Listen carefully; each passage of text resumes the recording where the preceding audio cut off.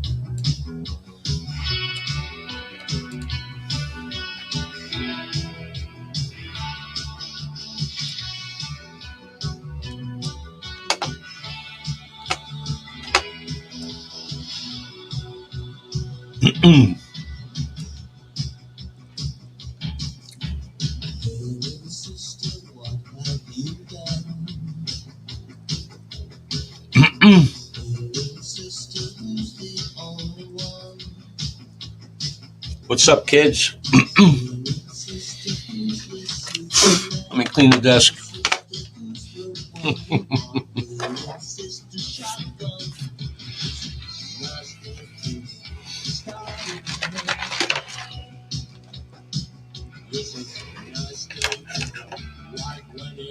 Clean this mess up.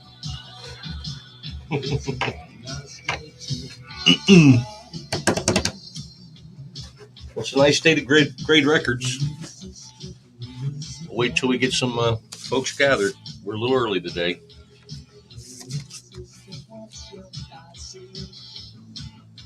We're going to wait. We're going to wait all day. No, I'm not. 4035. Nice day for a white wedding, huh?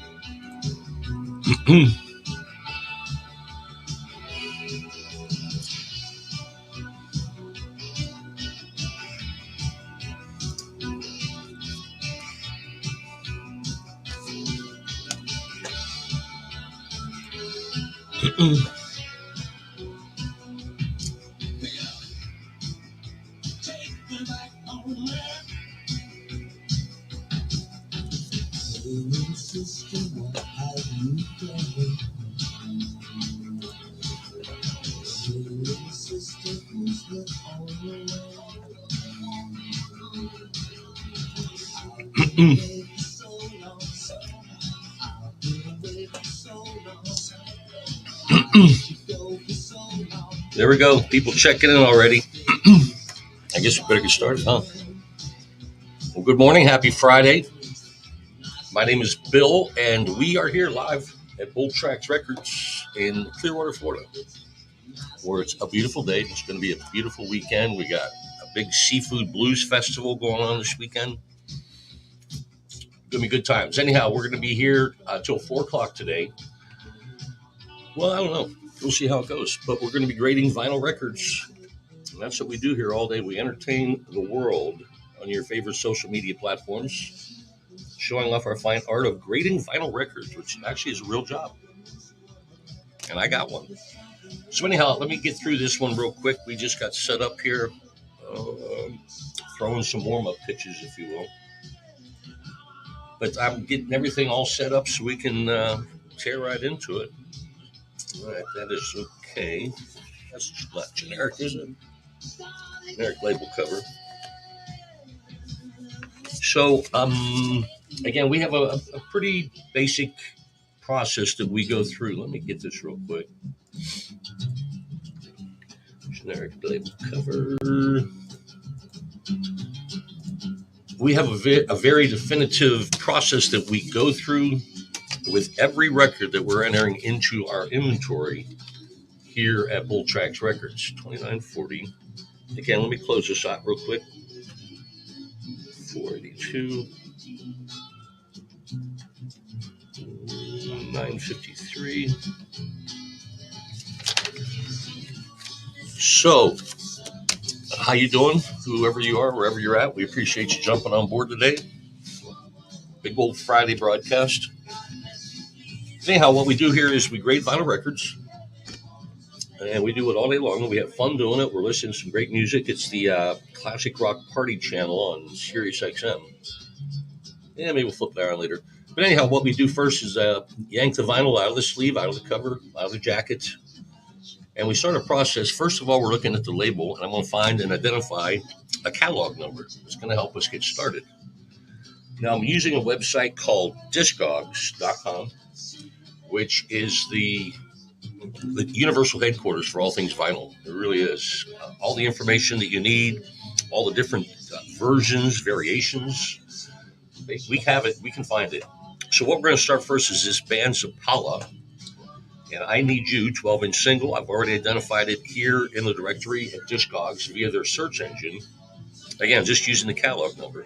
This is a release from Scorpio Records. Probably didn't have a big run as far as numbers of vinyl that they did produce for this particular song. But that's what we're going to find out right now. First off, I'm making sure everything on the label matches up, and it does. Our third step is to make sure the information here in the dead wax, which is the area between the last groove of the last music, the last groove of the music, and the beginning of the label. There'll be numbers and letters that are either stamped or etched into it. It's called the run-out number. And we're going to make sure that that matches up. Most times I got to use my magnifying glass because these are tiny numbers and I am getting a little older.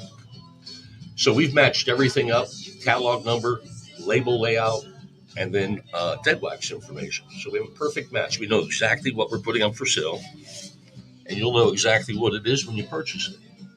All right, now we need to grade the vinyl, and what we're looking for are scratches, obviously, groove wear, any chips on the edges, scuff marks. This record has none of the above.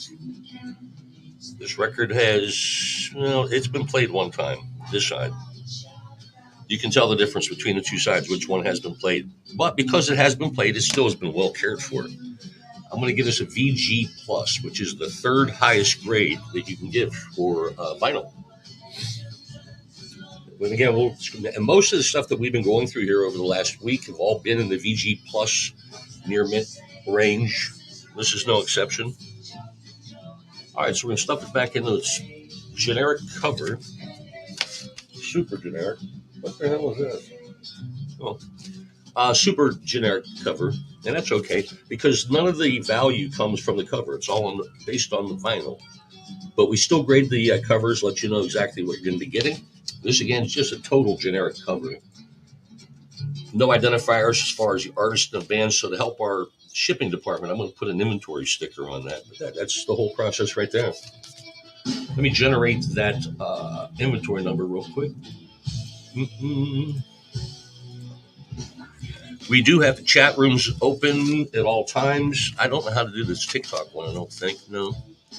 But anyhow, if you got any questions about stuff we're doing, or maybe questions about your records, let us know. We'll help you out. We want to be your record guy.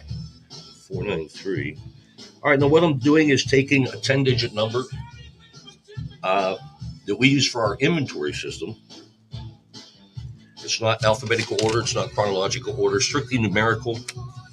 And that way, whenever you place your order and you pick this particular record, yeah, the title and the artists are going to be on there, but this number is going to be essential to helping our shipping department locate your record. And there it is. That's the whole process. And again, every record gets that treatment before we enter it into our inventory. And you get to watch us do it all day long, or as long as you want to hang, right? Big Al and Tat Money going to be our next project. Now, one of the giveaways to me initially is whenever you see a basic, simple, plain label like that, it's just white, simple black text. 9 times out of 10, that means it's a promo copy. But this is a small label, knuckle up record, so more than likely they didn't have the budget to put color into it. My job is to find out, and we're going to start here with the catalog number and search engine, and my outstanding lightning fast one finger typing. All right, I Love Mrs. Summer Dark Nights. It does show a plain label. Now it does pull up pictures of the labels and the covers, and up close pictures that we can identify, make sure everything on that label is accurate. Okay, so there is no identifiers as far as saying this is a promo copy. So this is a retail version, so it's a simplified one. And it doesn't offer any information as far as dead wax numbers and letters to match either. So we have to trust the system. We've gathered all the information that we can for this record. It's not complete, but there's no information available. But anyhow, let's grade the vinyl. Gonna give us a VG plus. Just there's a few small scratches that I see on this side. This side's super clean here. So VG plus, still nothing to sneeze at. That's a great grade. So we'll get stuff back in here again. We just have a total generic cover. Couldn't get any more plain than that. So we absolutely need to put another inventory sticker on that to help out the shipping folks. And the shipping folks, let's give a big shout out to them too. When you place your order with us, $29.40, it gets picked, packed, and shipped within 24 hours. All right, so once again, I'm entering this 10-digit number. We'll get her all stickered up and then headed into the bin. Now, when I hit the go button, it takes about 5 minutes, and then it hits the website. And that's our website right over my right shoulder for you all day long. Get in there, look for the records you want. If you find a record while we're here, in particular, you want to see it, I'll go get it out. And we'll show you the scratches, show you the condition. These cameras, as good as they are, they really don't show scratches or anything. I've tried a million times to figure this out. All right, so here we go. Moving on to our next project. This is a very small label, but it is Kid Creole and the Coconuts. So again, we start with the simple search engine of the catalog number. Usually it'll take us right to it, but in this case, no. So I'm going to put in Kid, since it is Kid Creole. And here we go. He's not such a bad guy after all. Let me see what songs we're looking for here. But for the grace of God, go I. All right. So apparently this side over here, He's Not Such a Bad Guy After All, is the lead single, and Tilly's Records. So this is a U.S. pressing.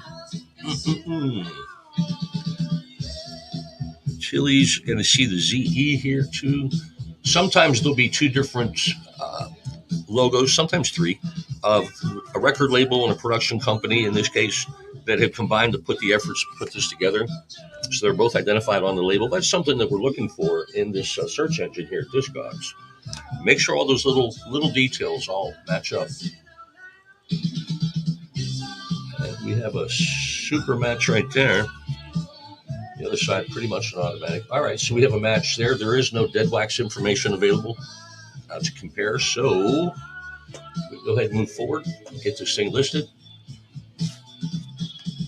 Grading the vinyl, that's what we're doing right now. And this is obviously the most important part of the whole process. I mean, yeah, we want to identify it exactly, but we also want to let you know the condition of this thing. I'm just seeing a few too many scratches. Excuse me. Most all these discs that we've had over the last week have all been VG plus or better. This is going to be a VG, though. Just a few too many scratches for my taste. And again, once you put this on the turntable, you're not going to notice it at all. They're that light, but they are there. So again, we're going to go officially VG on the grade with that. All right, another super total generic cover. But that's okay. But it does mean we need to sticker it up with an inventory sticker. And boom, there we go. And we get, having fun, learning about new things, about music, and making sure we get this back out on the streets, man. People need to hear this music. They don't need to sit in some warehouse. So again, happy Friday. Hope everybody has a terrific weekend. We have the Sea Blues Festival here this weekend in downtown Clearwater, which is where I live. Walter Trout is going to be there, Albert Castaglia, some local blues bands, but then they got the big seafood tents, and we eat a lot of seafood around here. So we'll have a report on that Tuesday. We will not be here on Monday. It's spring training. And look at that, Spring Records. Oh, cool. Go that way, Bill. It's spring training baseball here, and I'm going to be going to see my Pittsburgh Pirates play on Monday. And that's like a 1 o'clock game. And I'm riding my bicycle to it, which is the joy of it. Go Pirates. But anyhow, we'll be back Tuesday for you, all right? All right, so we're looking for an artist, Fatback, on Spring Records. And I'm getting nothing with the catalog number. Let me put Fatback's name in here. There we go. All right, and this identifies one version of this. Again, when it's a small label like Spring Records, they probably didn't have a large distribution deal. They pressed, 1,000 and compared to 100,000 that the big labels would do. All right, so we do have pictures to match up. And that's another cool thing about this website, Discogs, is even the most obscure records, they have pictures, they have information, they have something. Now, it also has, I see an identifying number down the bottom. There are instances where record labels will put a 2-digit number on the label or in the dead wax in the runout that identifies the pressing plan. This number here is 29. And this is the number that I see here on the description of the promo version. So we have an exact match, basically. We've done our homework. We know what we have. So we can go ahead and move this forward. Get it ready for listing after we grade the vinyl. This side has never been played. This side, one time. At least somebody gave it a spin. But just because of that, I mean, there are no scratches at all. It's just groove wear on this side. But because I can notice it, and you will probably too, I'm going to give it a VG plus grade, but it's that close to near mint. That close. So anyhow, VG plus, again, the official grade. We have another generic cover. Boom. That's all. And this whole stack is pretty much generic. Excuse me. But that doesn't matter. The value is entirely based on the vinyl. So once we get through identifying the conditions, slap my name tag on there, crunch some numbers, and we're ready to go. 240. We're going to get to look at the top of my head a lot today. That's why I'm wearing a hat. You don't want to see this mess under my hat. You don't. Boom, boom. All right, guys, I stagger these numbers just so that they're not all clumped together. That's what I was looking for there. Oh, excuse me. So here we go. We just keep it rolling. Looks like we're going to have a whole stack of promo copies here. Here's another one. Again, the identifier to us, it's when we pull it out right away, it says, hey, this is probably going to be a promo. It's a plain white label, simple black text. And it does identify itself as a promotion demonstration version on there. And usually that's why they don't put the money into, putting colors on the labels or anything. The DJs are going to see this and nobody else. That's the original plan. But I'm going to put this in your record collection. Let's start first by putting in a catalog number. This is Blue Sky Records. Dan Hartman release. Dan Hartman was a member of Edgar Winter's band. He helped write the song Free Ride from Edgar Winter. In fact, he sings it on the original version. And then he moved on to have, what the hell happened here? To have a solo career. Oh, here's Dan Hartman doing a version of Free Ride. Speak of the devil. How cool is that? I didn't know that. I never knew he had his own version of it. But again, he did write the song, so he has every right to do it. All right, let's move on and get a Dan Hartman. Here we go. Free Ride on one side, and then two songs over here, Vertigo and Relight My Fire. get a little ahead of ourselves. Now, it does we have identified it as a promo. Let me just look at the images, make sure we got everything right. Perfect. All right, and again, on most of the promo versions, they don't list any dead wax information here on the directory here in Discogs. Most times they don't because there aren't that many variations of it. So we've got all the information we can, and we've identified exactly what copy we have here. Now we need to grade the vinyl while the Ramones tear it up. All right, so I just see one scratch over here. I mean, the condition of this is really, really nice. But it does have one scratch. And as such, I got to give it a grade of VG plus. I'm still looking. I don't see anything on this side. Ouch. And then I put a smudge mark on it. All right, very good plus will be the official grade. But as you can tell, even just one scratch, I got to back it down a notch. I really do. All right, so into the generic cover, and we're good to go. Holy cow, that's nice. You know, a lot of these promo copies, there wasn't a large number of pressings because they only send them to the DJs and the radio stations and the clubs, things like that. In some cases, that makes it a little more valuable. It's the same vinyl, the same mastering, same pressing, just the labels are a little bit different. So that makes it a little bit extra rare, I guess. But let me go ahead and put an inventory sticker on it so we can find it when you order it, right? Holy cow. A lot of people chiming in there on TikTok. Thank you. I think we're like on 6 different social platforms, 6 or 7. I just come in and turn on the go button. And I wave hi. So anyhow, wherever you're at, thank you for joining us. Like your friends know, we're here Mondays through Fridays, 10:30 to about 4 Eastern time. But you got to throw that in. Eastern time. Another demonstration copy. This is going to be unique because it's full color, but it does identify itself as a promotion or demonstration version here on the label. And in most cases, again, they're going to have a unique catalog number for the promotion versions. What the hell is that? P688. There are a lot of times where, again, the catalog number is going to be unique and specific for the promo version. In this case, that is exactly true.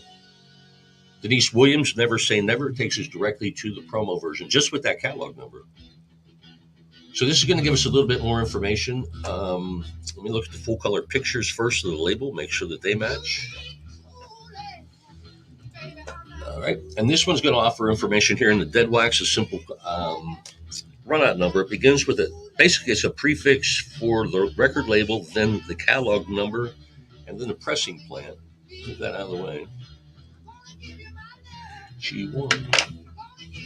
All right, everything matches up. It doesn't identify. I mean, it gives us that identity of 1A is the pressing plant, but it doesn't identify it here on the directory. It's kind of weird. But anyhow, we know exactly what we have, so we can go ahead and get it listed. Again, we're grading the vinyl. Hi, everybody. Grading the vinyl, looking for scratches, scuff marks, dog teeth marks. This thing's perfect. It really is. I'm looking hard to find anything. So, nothing. I'm going to go ahead and give this a near mint grade. This was sent to somebody for free. Well, I can't do a near mint now. I see slight groove wear. This has been played one time. So, as such, I'm going to back it down, and you'll learn that I undergrade everything. I'm going to give this a VG plus. I mean, it was razor thin close to being near mint. It really was. But just in this light, I can see that groove wear. It has been played. So, we want to be totally upfront, transparent with you on these things. All right, another generic cover.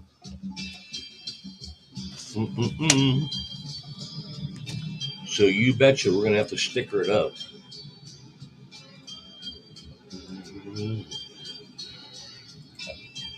Trying to hypnotize you with the Led Zeppelin music. That ain't working though. Let me go ahead and get that inventory sticker ready. 2940. 503.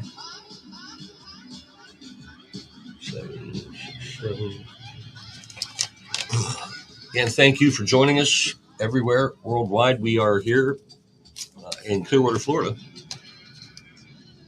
and at Bull Tracks Records. My name is Bill. We appreciate you joining us. If you've watched before, we appreciate you coming back. You probably noticed you're thinking, "Hey, Bill, why are you wearing a collared shirt?" That's not you. It's not. But I do have a closet full of these things for some reason. But a couple friends of mine. We'll explain here in a minute. VNG. Oh, that's funny. I have a friend of mine. His name is Tony Hall, local musician, fabulous guitar player, singer, songwriter too.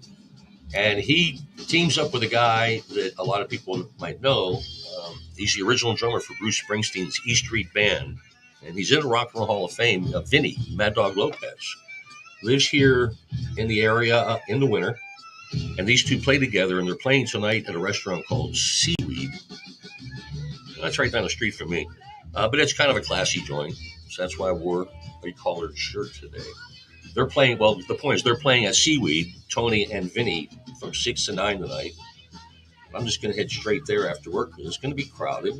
And I want to make sure I get a seat. But if you're in the area, come on by. Seaweed. That's its real name. Anyhow, getting back to the record, one thing that we're doing here, I'm just going through the motions. We've got another project here. This is Jocelyn Brown, Somebody Else's Guy. And then on the other side, it's called Somebody Else's Guy. But it's on Vinyl Dreams Records. It's a small label, yet all the information that we need is right here, including pictures of the label to make sure that everything lays out, matches up. And we have a winner there. Looking for information here in the Dead Wax. One thing that I see out of the corner of my eye real quick is the SRC logo. And that's usually a pretty bold stamp on the Dead Wax. SRC stands for Specialty Records Corporation. And they got their cool logo. But when you see their logo, that tells you two things. One, that's where it was pressed at. Number two, that identifies it as an original pressing. This is not a reissue by any means. But again, it's a small label, and all the information we need is right here on this website. Let me make sure the rest of the run-out matches, and it does. Cool. All right, so we've identified everything we need to. We can go ahead and list this. Grading of the vinyl comes up next. Hey, folks. I need to do something here real quick. Now, anytime you're going to clean up a record, and this one needs to be cleaned, always use a 100% cotton cloth. I got my little water bottle down here. Always use the 100% cotton cloth. Always go in the direction of the grooves. You don't want to go against the grain or against the groove. And basically, somebody had tried to wipe this record down before, but they didn't properly dry it off. And basically, I'm trying to get all these smudge marks that have probably been on this record for a few years so that it helps me better grade this record. Now, when I started out, this was about a VG record, it looked like. But doing all the proper buffing, it'll buff out. We got a VG Plus record now. Now, again, I put in that work because I want to make sure we are accurately grading this record. That way you're not disappointed when it shows up in your mailbox. Very Good Plus is the route we're going. Pretty cool. And again, a very tiny label, Vinyl Dreams Records. And all the information we needed about it is here at Discogs. That's pretty cool. Well, it is to a vinyl junkie like me. Ooh. All right, so again, totally generic cover. It's going to need one of our fabulous inventory stickers. And I'm good at that. If you need inventory stickers for your work or place, call me. 40 515. And just like that, we're rolling. Again, thanks everybody for popping in. Make sure you tell your friends about us. Make sure you go to the website and buy some dang records. That's what we're here to do, sell some records. All right, T-Neck Records, a moderate-sized record label, so it's going to be easy to find. They have the catalog number clearly on the front. 02863. All right, so we're looking for Bloodstone, and we go a long way back. Is the name of the song. Back with Nighttime Fun. Oh, jeez. Okay, there's right there. It's small. It's irrelevant, but it's there. People quit doing. Somebody put a price sticker on that label. In fact, they put two of them on there. I'm not going to try and scratch it off because I'm not going to be the guy that's going to lift that off. But whoever did that, please don't do that. That's one of my biggest pet peeves. Anyhow, we've identified the record, Bloodstone. We go a long way back. Let's check these picture images. I'll bet there's not a price sticker on the images here. No, there isn't. Excuse me. All right, so making sure everything on the label matches up accordingly. We got a green light there. Minimal information for the dead wax, for the runout number, but we're still going to check. Hey. All right, so we've identified exactly what version and pressing that we have of this. So we can move on to the grading part, which equally as important as making sure we identify it right away, or identify it accurately, I should say. I'm going to give this a VG plus, only because this side looks like it's been played. I really don't see a whole lot, maybe one scratch here. But again, it's a razor thin line between VG plus and near mint sometimes. And I undergrade, so VG plus is what this one's going to get. Uh-oh. More generic covers. Like I said, I think most of this remaining part of this batch is going to be like this, all naked covers.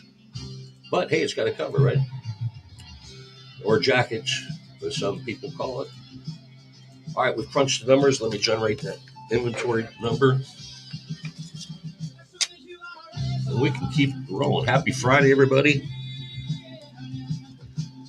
I hope your weekend is spectacular. As I mentioned, we got that Vinny and Tony show tonight. Then we got the Sea Blues Festival. We have a brand new outdoor amphitheater right on the Intercoastal Waterway in downtown Clearwater. I can ride my bicycle there. And that's what I'm going to do Saturday. And probably Sunday, too. Always something going on, especially this time of the year. All the spring break kids are going to be coming in soon. It's going to be super crowded at all the beaches. That's when I don't go to the beach. All right, so welcome here to Bolt Tracks Records as we continue to grade vinyl records. We're going to start another project with the entry of the catalog number. It is clearly listed on the label of this next release. All right, we're looking for Danny D and DJ Wiz. That number didn't help. It gave me Santana, the Rolling Stones, Born Ruffians. They can't all share that. All right, I'm just going to put Danny's name in here real quick, see if that helps get us over the hump. There we go. I got your girlfriend. Wow. Okay, so there's not going to be a lot of information available for this, even though it's a major label release. This is released on Atlantic Records, one of the big dogs. But again, it only shows two different versions of this, and it doesn't give much information other than the labels to match up. Another key indicator, helper, I guess, identifier is it has the barcode here on the label. We'll match that too. All right. That identifies exactly what we have here, so we can go ahead and properly list it. Wow. All right, again, here's another example. This is a Q-burn. Yep. Let's see. There's a few small scratches on both sides. Yeah, one's a little bit bigger than small. Again, you can't see it, even as good as these cameras are. But anyhow, the one thing that I did see was a Q-burn. Here, let me find it again. Right here. There's a Q-burn. And basically what that is I'm scratching my nose. With DJs, we put it on the turntable, we bring the needle over, we're looking for that first note, and then we scratch it, until, it's an ego thing. Okay, there it is. That needle is sitting there putting in what's called a Q-burn. It's, making that groove a little bit deeper, and I noticed that right away. Again, you're going to hear, and then it's going to go right into the music, and it's going to be a near mint experience after that. But the point being, it's got these few little imperfections. I'm going to give this a VG plus. But again, it's going to be a great listen for you. All right, another totally generic cover, so no one's surprised. All right, and we got 200,000 pieces of vinyl that we do this to. Everything in our inventory and everything that's coming in, we give it the total go over and making sure that we're accurate in what we are listing. All right, need an inventory sticker. I got your girlfriend.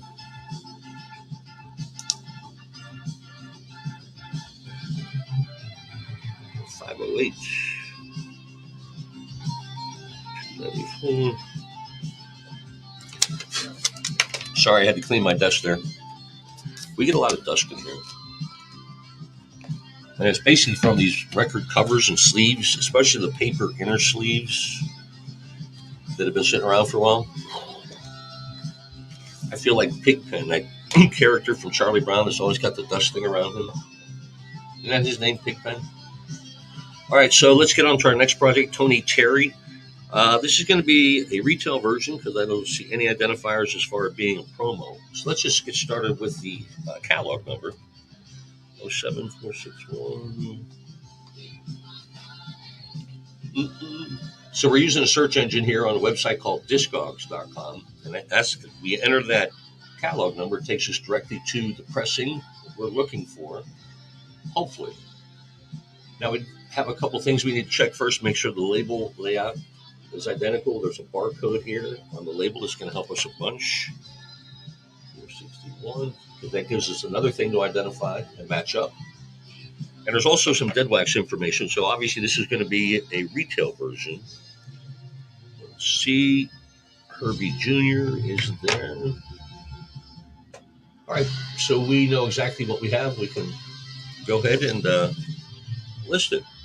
Ooh, I'm looking at it while we're getting ready. This is going to be a VG.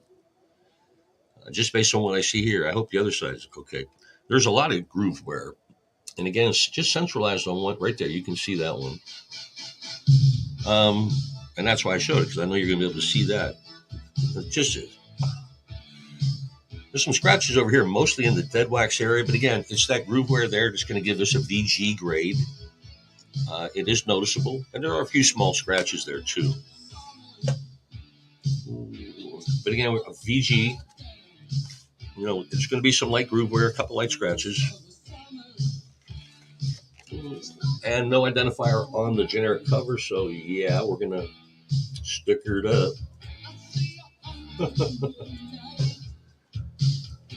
Cool deal. Again, even just little sections of groove wear or scratches always get my attention, and as again, you'll learn I undergrade everything. 40. So again, we are Bull Tracks Records in Clearwater, Florida. I guess our identifier on the social media platforms is there, isn't it? My name is Bill.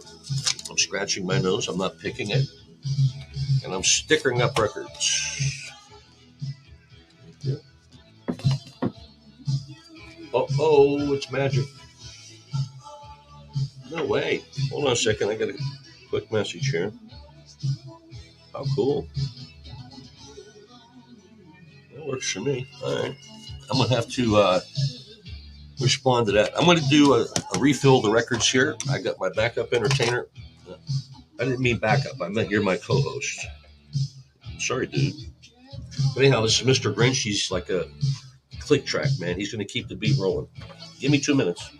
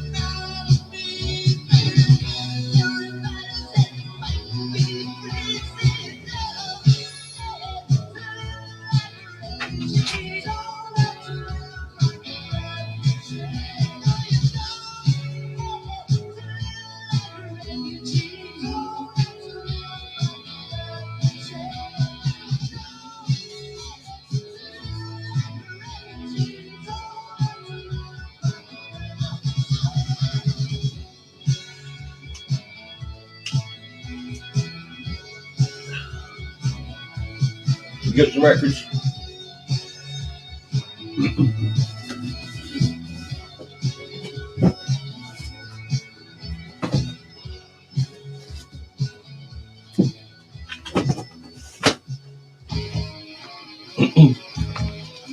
I got records.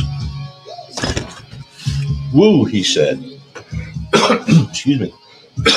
That's not, I don't need to be doing.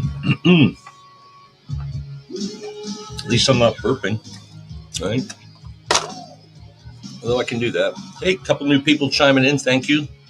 I am back with more records. My name is Bill. Excuse me. We are here at Bull Tracks Records in sunny, beautiful Clearwater, Florida. And we're grading vinyl records. These are entries that we're going to have into our inventory. We're showing you the process that we go through for each and every record. Doesn't matter if it's a big, large, million seller or something like this. A very small generic label, Quicksilver Records. It identifies itself as a promo copy. Now, what I'm going to do is I'm going to put the catalog number into the search engine here at discogs.com. Excuse me. And again, this is a smaller label, but yet this amazing website has all the information we're going to need to identify what version we have. Again, the band is called Chase Back to Funky Town. Pretty generic label. And again, that's what most promotional versions look like in a way. But again, we've identified it here as with the text on the label that it is a promo version, maxi single.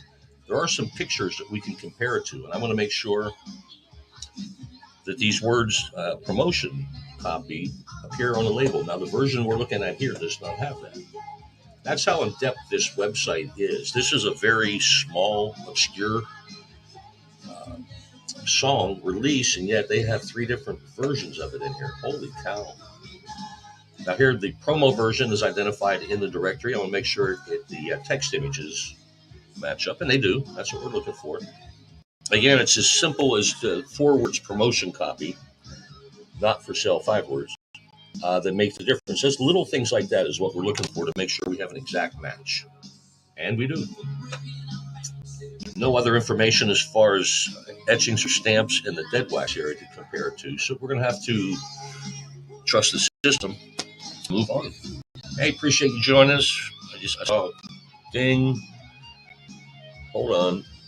Unstable internet connection. Well, that ain't on me. They send me all these little notes here, but I mean, it's cool. All right, so grading of the vinyl is the most important part of this process. We want to get this right. Boy, there are way too many scratches on this for my taste. I mean, they're light, and again, you can't even see them here on our high-tech cameras. But my highly trained eye can. I mean, scratches all over, but little hairline scratches. There's going to be a pop and a hiss. There's not going to be any skipping. It's not that deep, but there's some scratches. Given all of that, I'm going to give this a G+. That means that there's significant scratches on here. We're going to be totally honest with you. But this is one of those records that it's going to be hard to find. It, whatever the condition is, you might want to take advantage of it. Let's get this listed. G+ again is going to be the official grade. Totally generic cover that will require a sticker. And let me generate that number for you first, for us. But again, that's the process we go through, and using this website is really super, super helpful. Put that for you. I mean, you name the record, the genre, the country of its release, they have it, the information here. So if you're into vinyl and you want to learn more about your records, your collection, or just records in general, I highly recommend that website. I really do. All right, so let me stagger another sticker here. Again, this is for our shipping department to better identify your product when you put it in your basket. And we hope you will. You can fill your basket right here at bulltracksrecords.com. We got over 200,000 records, new and used. We've got CDs, if you're into that still. We got cassettes, if you're still into that. Lots of 45s, lots of rare records. Get in there and see if we've got something for you, all right?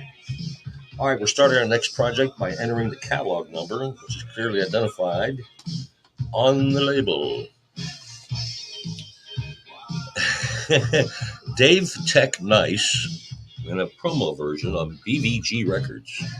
Again, this is one of these. Let me turn it upside down that way.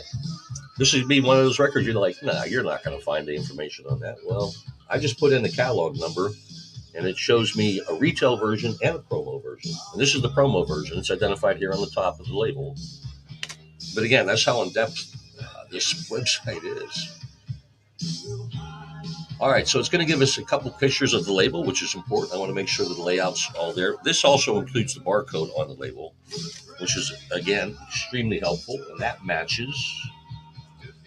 And there's going to be information here in what's called the dead wax, in between the last groove of the music and the label. That's called the runout number.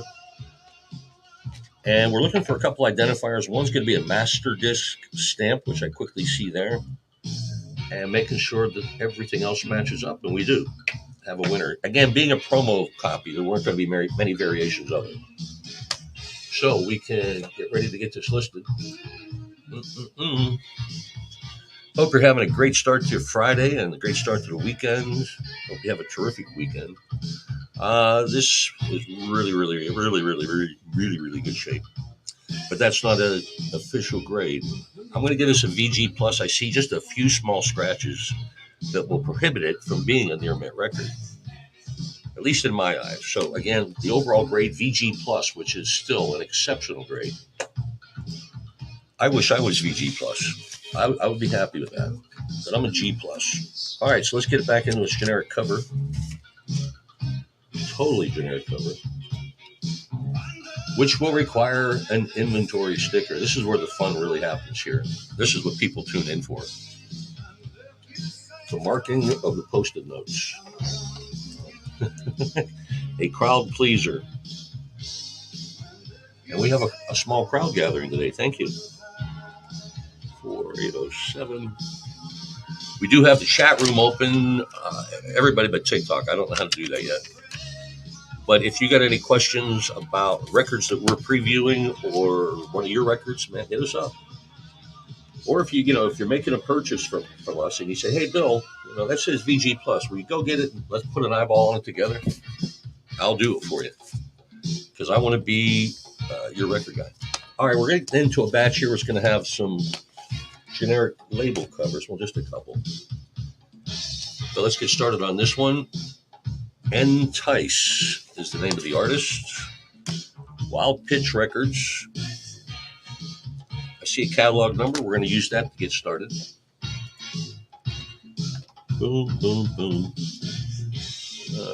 58345. Lightning fast two-finger typing. It just takes us right to... No, that's not what we wanted.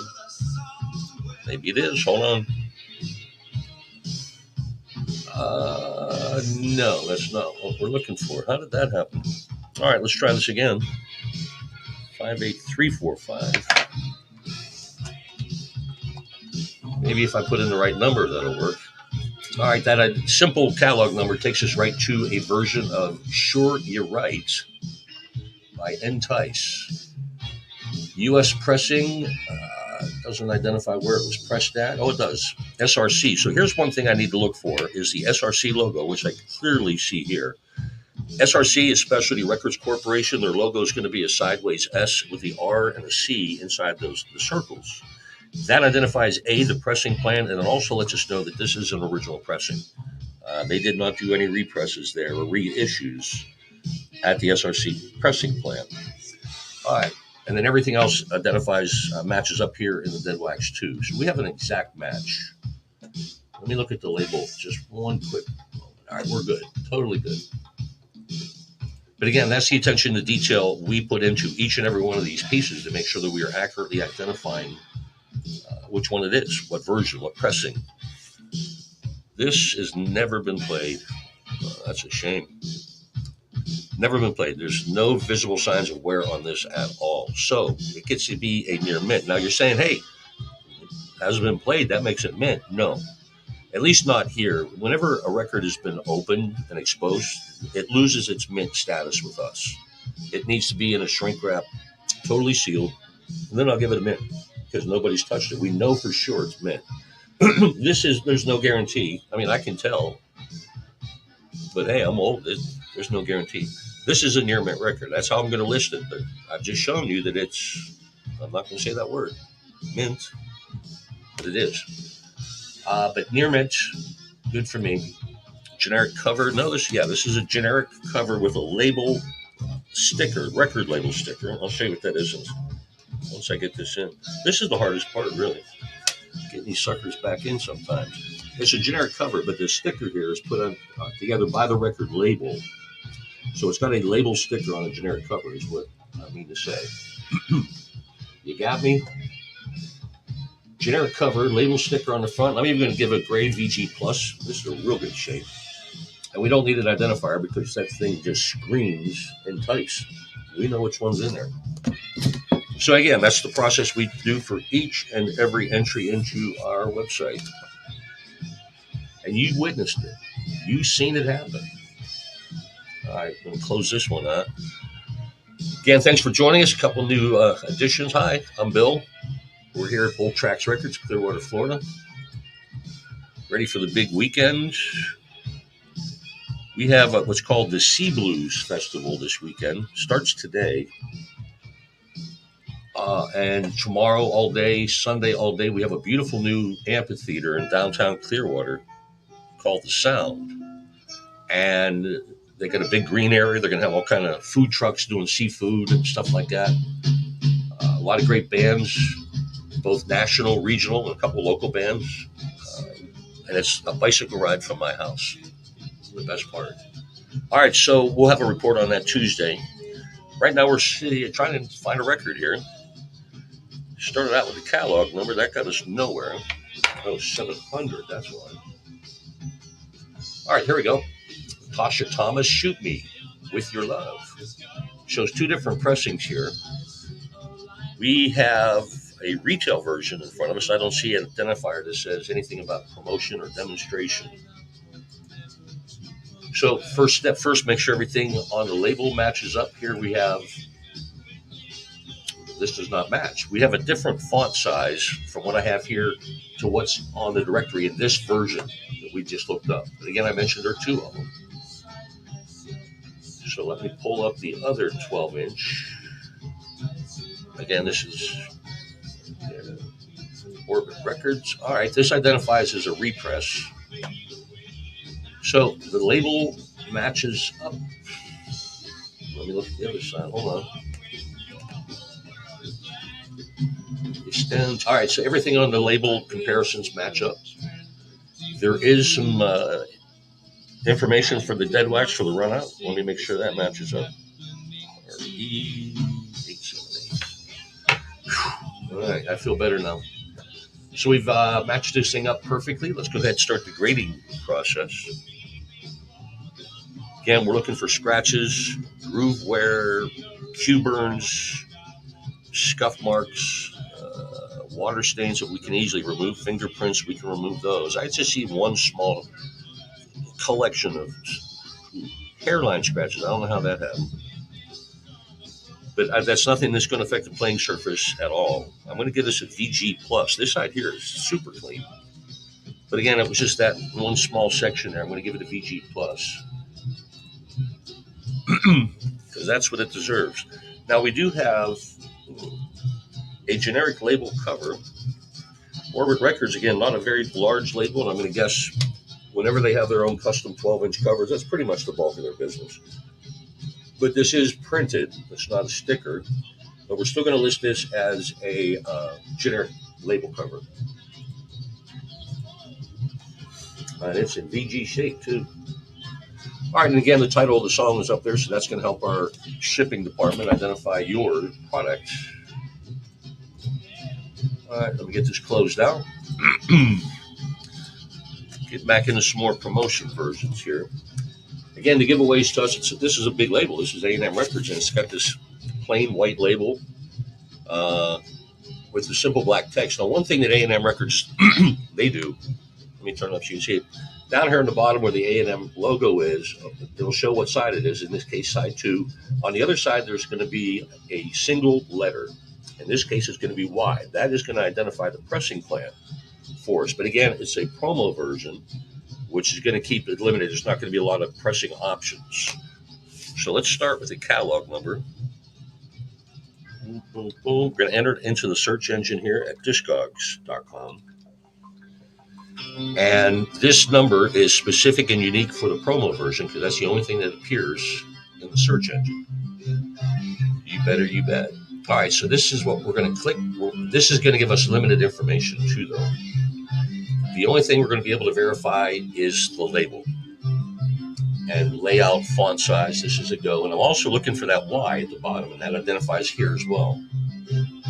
So even with the restricted, limited amount of information we have a match. And we're ready to grade. All I see are fingerprints on this. Those aren't mine. Again, these records may have been sitting for 4 or 5 years. And this is another thing I'm doing. I'm wiping out any static dust. I use a 100% cotton cloth. I highly recommend you do the same. And go in the circular motion of the grooves. You'll be amazed at how it changes the appearance of the vinyl. It really does. So, again, I'm looking for anything, and I'm seeing nothing. Just a few. Okay, here's a Q burn. So obviously this has been played one time. And given that, I'm going to give it a VG plus. But again, you can tell this thing is in just killer shape. Every which way you look, it really is. All right, so we need to get this thing listed. We're going to give it a VG plus, as I mentioned. Totally generic cover, which will require the inventory sticker. But again, every record gets this treatment. We pay attention to detail, and we make sure that we're exactly accurate in what we tell you we have for sale, right? We want to be your record guy. So, there we go. All right, so we generated the catalog number. We'll get that affixed.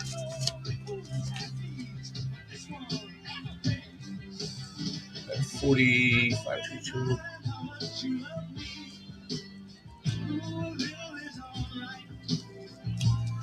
Voila. And we get paid to do this. Not a lot. We get paid. Cool job, man. Cool. Well, I've had a lot of cool jobs. I was a radio DJ for 37 years. And before that, I worked in the record business first for Pickwick Records and then for Capitol Records. All right, next project, Prism Records.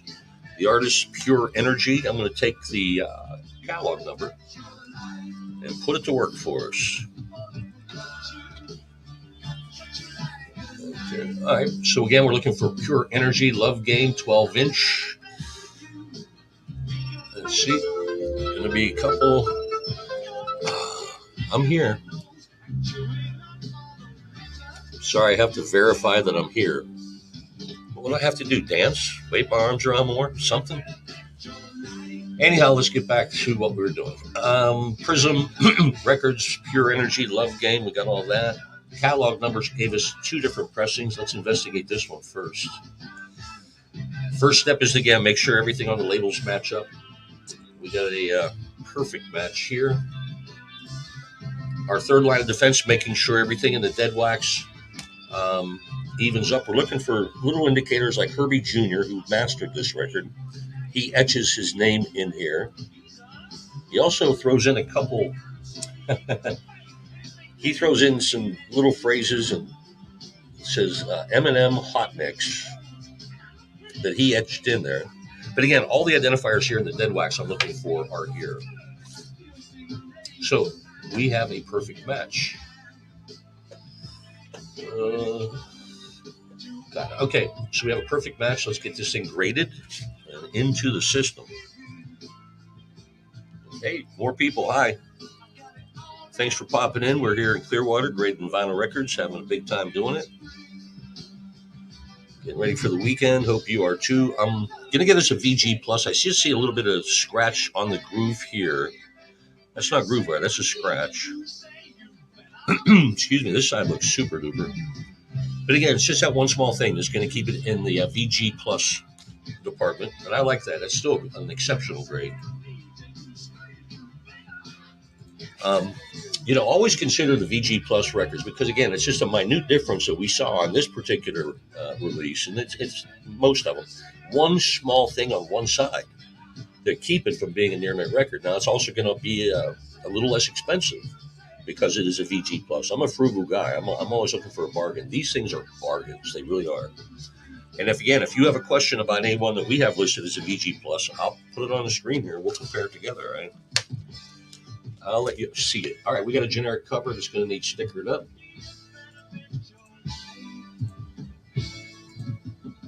Boom.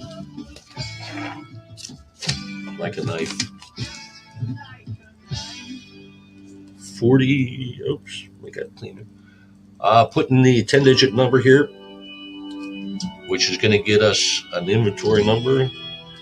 Well, at least I don't have to yell Freebird for the rest of the day. I usually yell Freebird at some point, right? But they beat me to it. All right, so let's get this thing stickered up in the bin and ready for sale. Freebird. Gotcha. All right, 222. John Whitehead, I need money bad. Well, don't we all? We do have an artist sticker here, pretty minimal. But this is Mercury Records. You'd think they'd have a little bit more. Here's something that's going to help us a whole bunch, too. Mercury is part of the Mercury, Polygram, Polydor, Casablanca family. They're all sister, brother labels. Mercury Records does us a big favor, us record graders. Here on the label, 90% of the time, they're going to have a 2-digit number somewhere around where the catalog number is or the side number is. And it's a 2-digit number. Well, here's a 3-digit number. What that does is help us identify the pressing plan. This one has 016. So I'm going to get started. Again, this is a promo version. And the way I can tell is the prefix begins with a PRO, short for promotional, and then a simple catalog number. And again, we're looking for John Whitehead. I need money bad. Now, this number, again, takes us straight to the promo version here in the directory. With the promo versions, again, not a lot of information is going to be available, but I do see in the pictures that it does identify 016 as a pressing plant. I don't know exactly which plant that identifies, but again, everything on the label matches up. There's no dead wax information compared to, so we have to trust the system. We got to trust the system. And the system can be trusted, I promise you. All right, we've matched everything up we need to. Let's get it graded. Again, wipe it down, man. If you question, you see something, you think that's a scratch. No, it could be a dog hair. It could be dust. Just clean it up, man. I'm glad I did. This thing is going to be, this side is near mint. This side is one scratch. All right, 2. I'll give you 2. But again, nothing you're going to be able to see on the high-tech cameras. A VG Plus is what we're going to give that. But again, you see how really, really, really good that is. All right, generic cover. It does have that little tiny type sticker. That's not enough. I'm going to need to put a sticker on that too. This is going to be a hot record. Someone's going to want it. I want to make sure that the shipping department can go right to it. My job is to make everybody else's job easier. And it says so on my business card. $29.40. Some of that may or may not be true. If we embellish anything, it's what we're talking about. All right, so we got the sticker ready to go. That'll help you out. Make sure we get in there and do some shopping, man.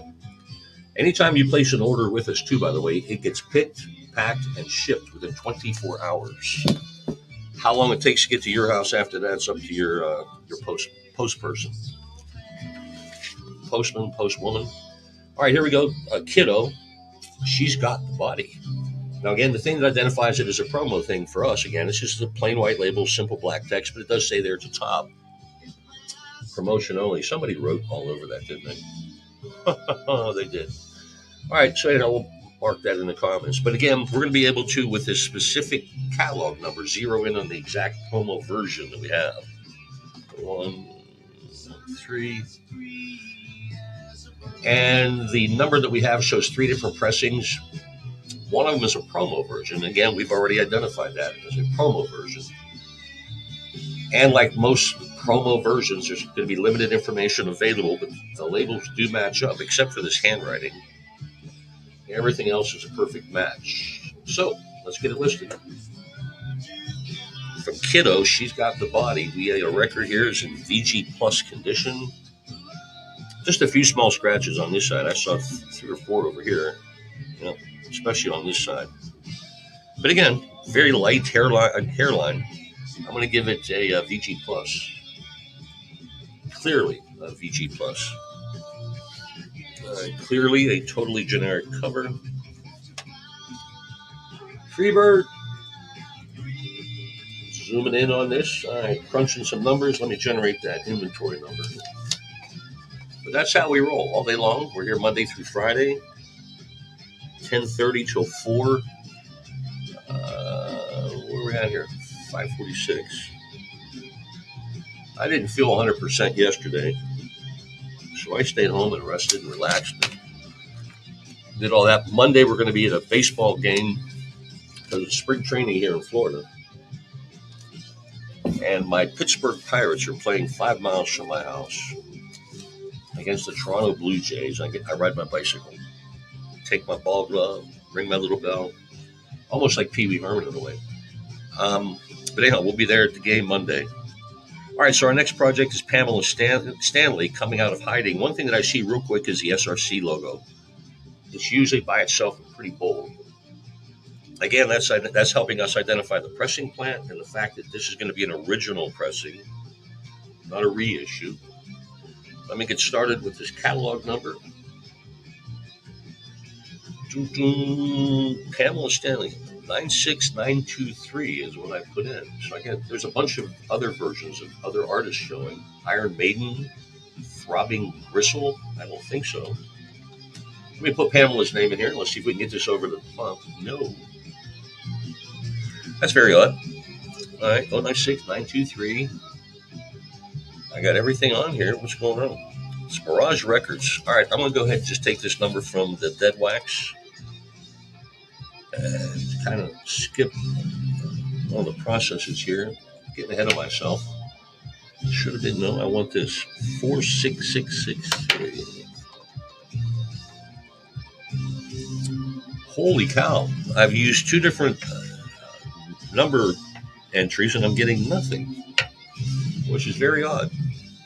All right, here's what I'm going to have to do. I'm going to have to put in Pamela's whole name. Stanley. Coming out. Hiding. Oh, still nothing? You got to be kidding me. All right, when we get one of these records, I don't know what's going on. I'm going to just set this aside. This is not entertaining at all. And we are here to entertain and educate. All right, we'll do that one later too. All right, we don't want to slow down the momentum, right? All right. Very odd. I mean, because Mirage Records is a medium-sized label.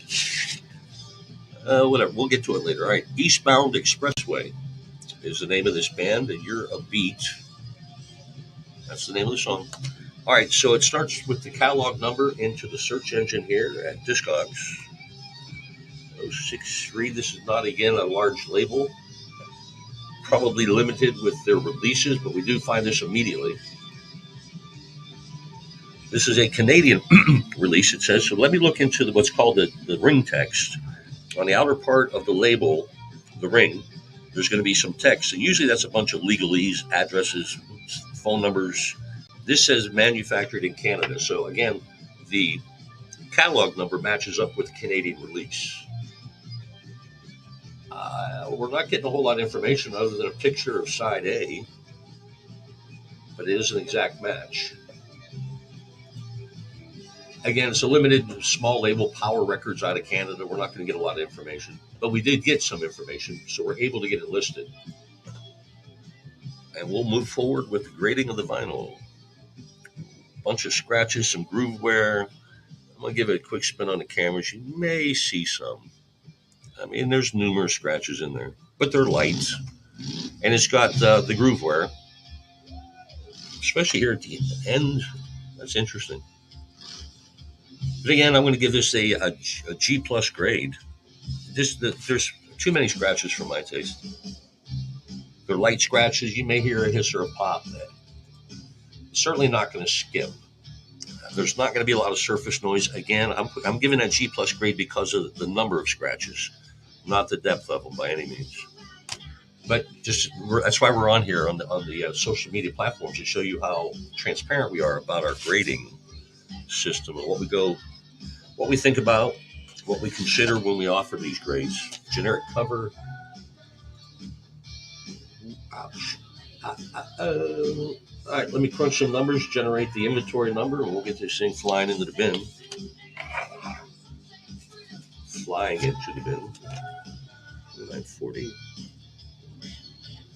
Happy Friday to each and every one of you. It's 5 o'clock somewhere, right? 9:57. Or it's beer 30 somewhere. Hopefully in your backyard. All right. So we got the inventory sticker ready to go. Let's get it in the bin. Let's keep it rolling. Sharon Red, our next artist, Prelude Records. Again, we're going to start with the catalog number in the search engine here at Discogs. Ooh, 4 different versions. What I'm going to do is really quick copy that number I just entered. I may need to use it again. So we're looking for 12-inch 33 1/3. This indicates that it was released in the U.S. and Canada. Well, we're going to find out. That's my job, to find out these things. All right, so let's start with the label, and I am not finding a match with our first option. So good thing I copied that number. Again, there are 4 different releases of this. 4, I see. Again, it says in the bottom, made in Canada, so we want to filter this out to only Canadian releases. It's Prelude only. It's not a unidisc. 12-inch. Okie dokie. All right, so let me make sure the label matches up here. Again, it's the font size that was the difference maker from the other one, plus the layout. Let me look at this other side one more time. All right, perfect match. Let's see, any information in dead wax is available. CRC, special 1209. All right, everything matches on there. So we can go ahead and get this listed, get it up for sale.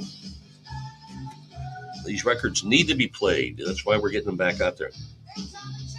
It's like cars. When people just put a car in a garage and let it sit there, it's meant to be driven. Records are meant to be played. Don't stick them in the garage and forget about them. Anyhow, we got a VG. See, I'm going to go VG on this.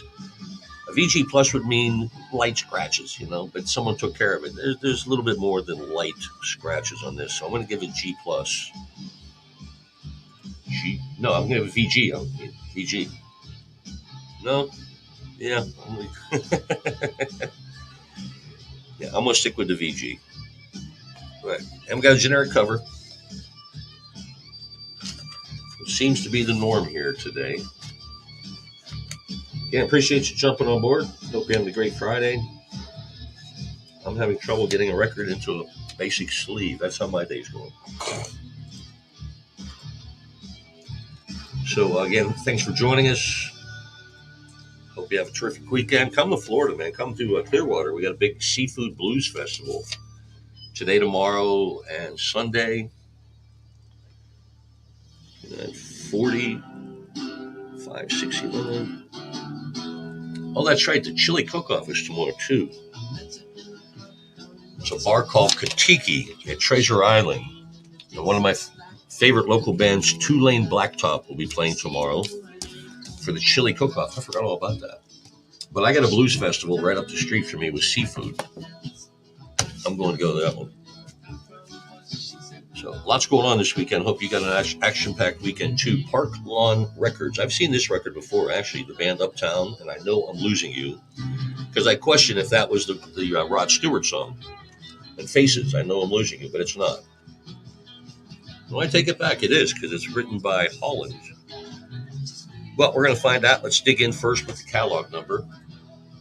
OLR121. Me and my lightning fast one finger typing has quickly identified this. One pressing of it apparently. And Uptown. I knew I saw this before. We have about 4 or 5 in our inventory now. All right, first up is to identify, match up the labels. That's perfection. Any information in the dead wax is always appreciated. We got a simple SSR 111. It doesn't get more simple than that, huh? So everything that needs to be identified has been matched and identified. Let me see this written. Okay, I know it. So yeah, this is a version of the Motown song, I Know I'm Losing You, which was made popular in my eyes by Rod Stewart and the Faces. So it's interesting. The band Uptown on Oak Lawn Records. And somebody actually had purchased a record, the same artist and title, as recently as 2 months ago, according to the information here on the website. So I'm wiping it down because I just want to make sure. I'm pretty sure we have a near mint record here. I use a 100% cotton cloth, and I go in a circular motion with the groove. What I'm trying to do is lift out any static dust. And we got it. So this is a near mint record. No signs of wear at all. So that's perfection. Now you're thinking, hey, Bill, if it shows no sign of wear, why is it near mint, not mint? When a record is out of its jacket, I can't give it a mint record because it's not mint. Somebody's touched it. They've done something to it. The only time that I will give a mint grade is if it's still in its original sleeve or its original jacket with original shrink wrap, and the shrink wrap is still sealed. Then you get a mint. Now that it's out, it's going to be a near mint. But I just told you what kind of record it is, right? It's mint. But I can't say mint. So edit that out. Near mint. But between you and I, we know what's going on, right? That's the inner secret. That's the dark side of record grading. I am here to uncover the truth. All right. So again, totally generic cover. I got to slap a sticker on it. 2940, 574, 885. So, wow, people are stacking in, man. We got standing room only here today. Thanks for being on board. My name is Bill. We are here in Clearwater, Florida at Bull Tracks Records. Having a large time with vinyl records. That's what we do. We grade vinyl records. And we get paid for it. No, not a lot. We get gift certificates and BOGO coupons and things like that. We still get paid. All right, this is an A&M release. It's going to be a retail version, pretty sure. Now, there is another logo on the label. Jackson Jones is what's identified. This is a band called Vesta. So what we're going to be looking for is to make sure that Jackson Jones logo is on any version that we put up for sale. Let's get started with the catalog number. 12293. My lightning fast 2-finger typing. All right, the name of the band is Vesta. For You. It shows 2 different versions of it. One's a promo, but again, I'm pretty sure this is not a promo because it's not identified as such on the label. Our information here is going to be limited, but it does show pictures of the label that I need to compare and make sure are accurate. There's the Jackson Jones logo. So again, it's little things like that that make a difference for us. To a casual listener like yourself, you don't know. You don't care really either, do you? But we make sure just in case. All right, so again, limited information. All it offers is a barcode. I don't see a barcode on the label at all. It's probably on the original cover. This is just a basic generic. But all the information that we're able to glean exactly matches what we have here on the directory and what we have in our hand. So we can put it up for sale. Again, we do this process for every piece of vinyl that comes through here. Whether it be a million seller or a backyard release, we make sure we accurately identify what versions we have. Now, there's some slight scratches on this, but I'm going to give it a VG Plus, which again is an exceptional grade. Ooh, no coverage, generic cover. And again, if you're just joining us, the covers mean nothing as far as adding or subtracting value from the overall price of the product. It's all based on the vinyl. But again, we still grade and let you know what, if there's a sticker on it, promo version, we still grade the covers when we can. But it has no bearing on the overall value. Is the bottom line. We do need to put an inventory sticker on that. So that's how we roll. 4576, 379. I'm trying to talk the big boss man into. I'm going to be off Monday. I'm going to try and talk him into doing a version of Fred's 45s, which will be available, I think, only on TikTok. I think he can get them all, right?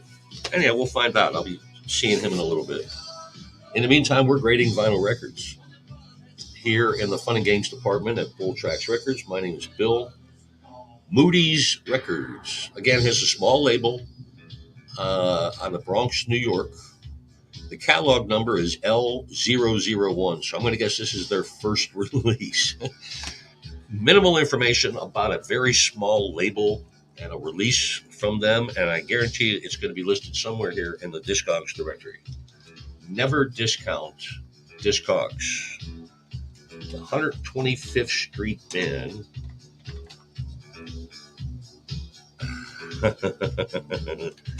Hold on. Boom, boom. All right, don't turn me around from. I can't believe it. This website is this amazing. It found this record. It found the information for me, including pictures of the label and dead wax information. Again, this Discogs.com.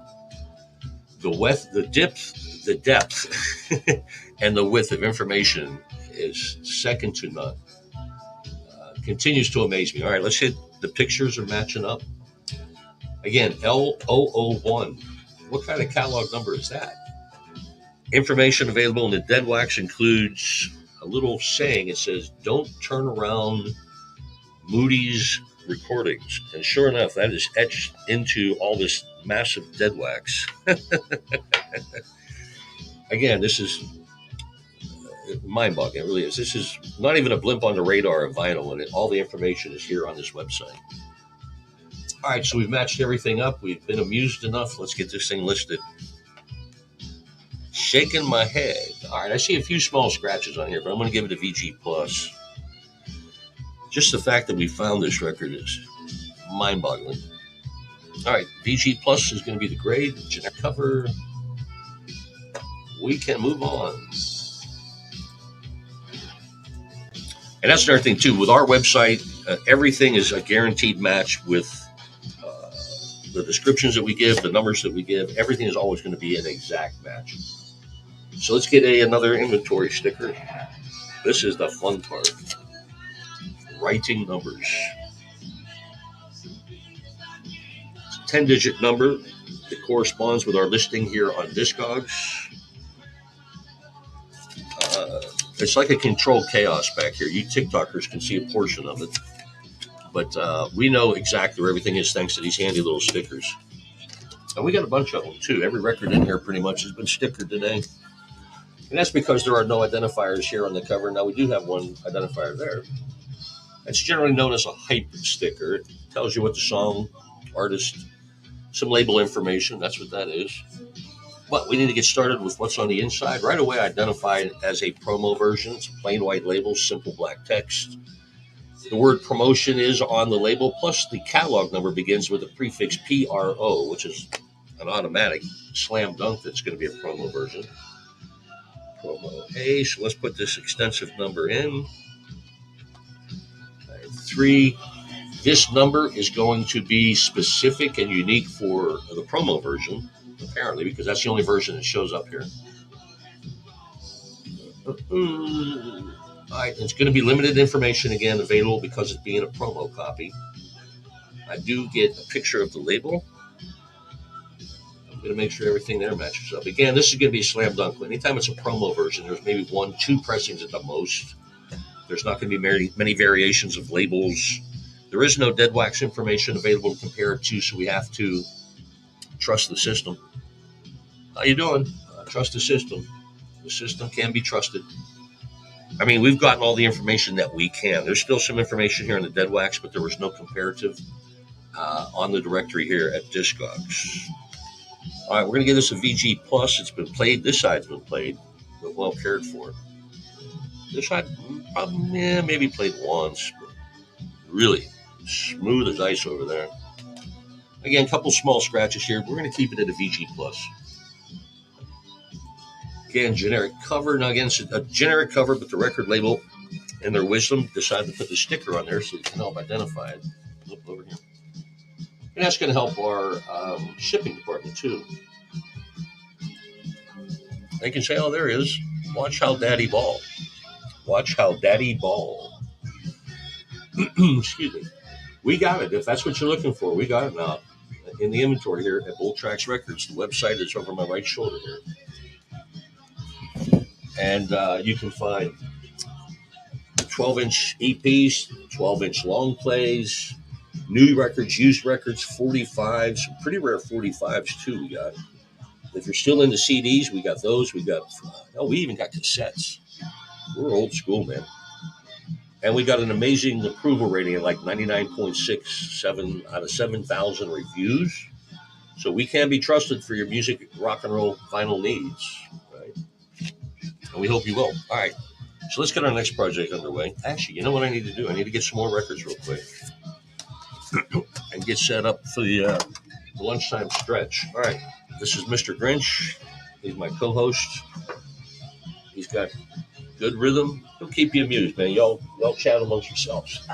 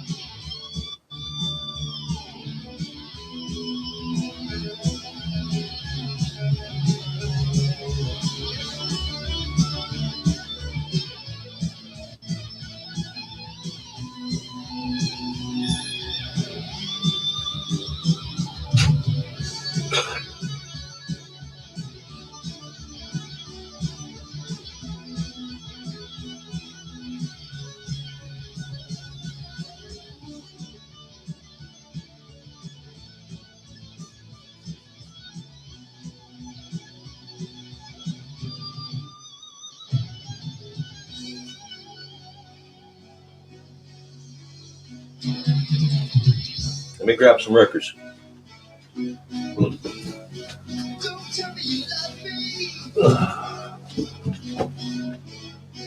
Don't tell me you love me. Let me grab a batch here, get settled back in, and we'll get this Kuiper record on top first. Thank you, Mr. Grinch. Your contributions are enormous.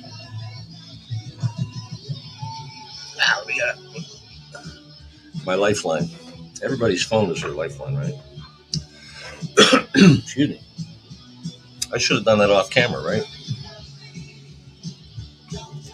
All right, so we're grading vinyl records here in Clearwater, Florida. Hey, everybody, thanks for hanging with us, man. But anyhow, we're grading vinyl records here on a beautiful sunny Friday. And our next project is going to be Kuiper and Tic Tac Toe. Here's something that's going to help us. On the label, they have the barcode. And it's pretty visible, so I want to utilize that while I can. 567-86163-183. And that catalog number takes, barcode number takes us exactly to two different pressings of this release. So let's go ahead and identify the first one. U.S. pressing. I'm going to make sure first that everything on the label matches up. Having that barcode, again, that's essentially solidifies the deal. We know exactly what we have pretty much now. But pictures match up as well. I'm going to pull up the baseline. I'm looking for track listing, font size, placement of logos, things like that. Right now, we're completely accurate in identifying what we have. Now, there's no dead wax information, runout number to match up here. But everything else is a match, so we have to trust the system and move forward. We've gleaned all the information that we can. Oh, wait, hold on. All right, cool. We have identified exactly what we've got here. We're ready to go. So, next part of the process is grading the vinyl. I'm looking for scratches. I'm looking for groove wear. I'm looking for chips sometimes on the edges. This is super clean. I take that back. There's a small chip right there. Nope. That was some foreign object. Now it's got my fingerprint on it. All right, so anytime we clean off a record, it's a 100% cotton cloth. And we always go in the direction of the groove, so the circular motion. That'll do a couple things. It'll lift the static dust out. It'll take the fingerprints off. It'll give you a very accurate read of the condition of this vinyl, which is going to be amazing. Although that's not an official grade, one scratch. I was really this close to saying near mint, and then I see one scratch. It's about an inch long. And I mean, I had to get up my nose into that to see it. But again, that's going to be a VG Plus record. But as you can tell, it's one scratch away from being perfect. But I can't tell you it's perfect because there's a scratch on it. But you know what I'm thinking, right? All right, so very good plus. It was that close. So we got a very totally generic cover here. It's not cooperating. So we need to sticker it up with one of our fabulous inventory stickers. And really, this is the most exciting part of the broadcast. Watching me write numbers on a Post-it note. Not really. But it's essential that I do this. 604-207. This is a number that's going to help our shipping department identify your product when you put it in your basket and check out. My job is to make everybody else's job easier. And that's why we do that. All right. So again, we're getting a bunch of small labels here, J&W Records, which is based out of Flatbush Avenue. I'm going to guess that's in New York.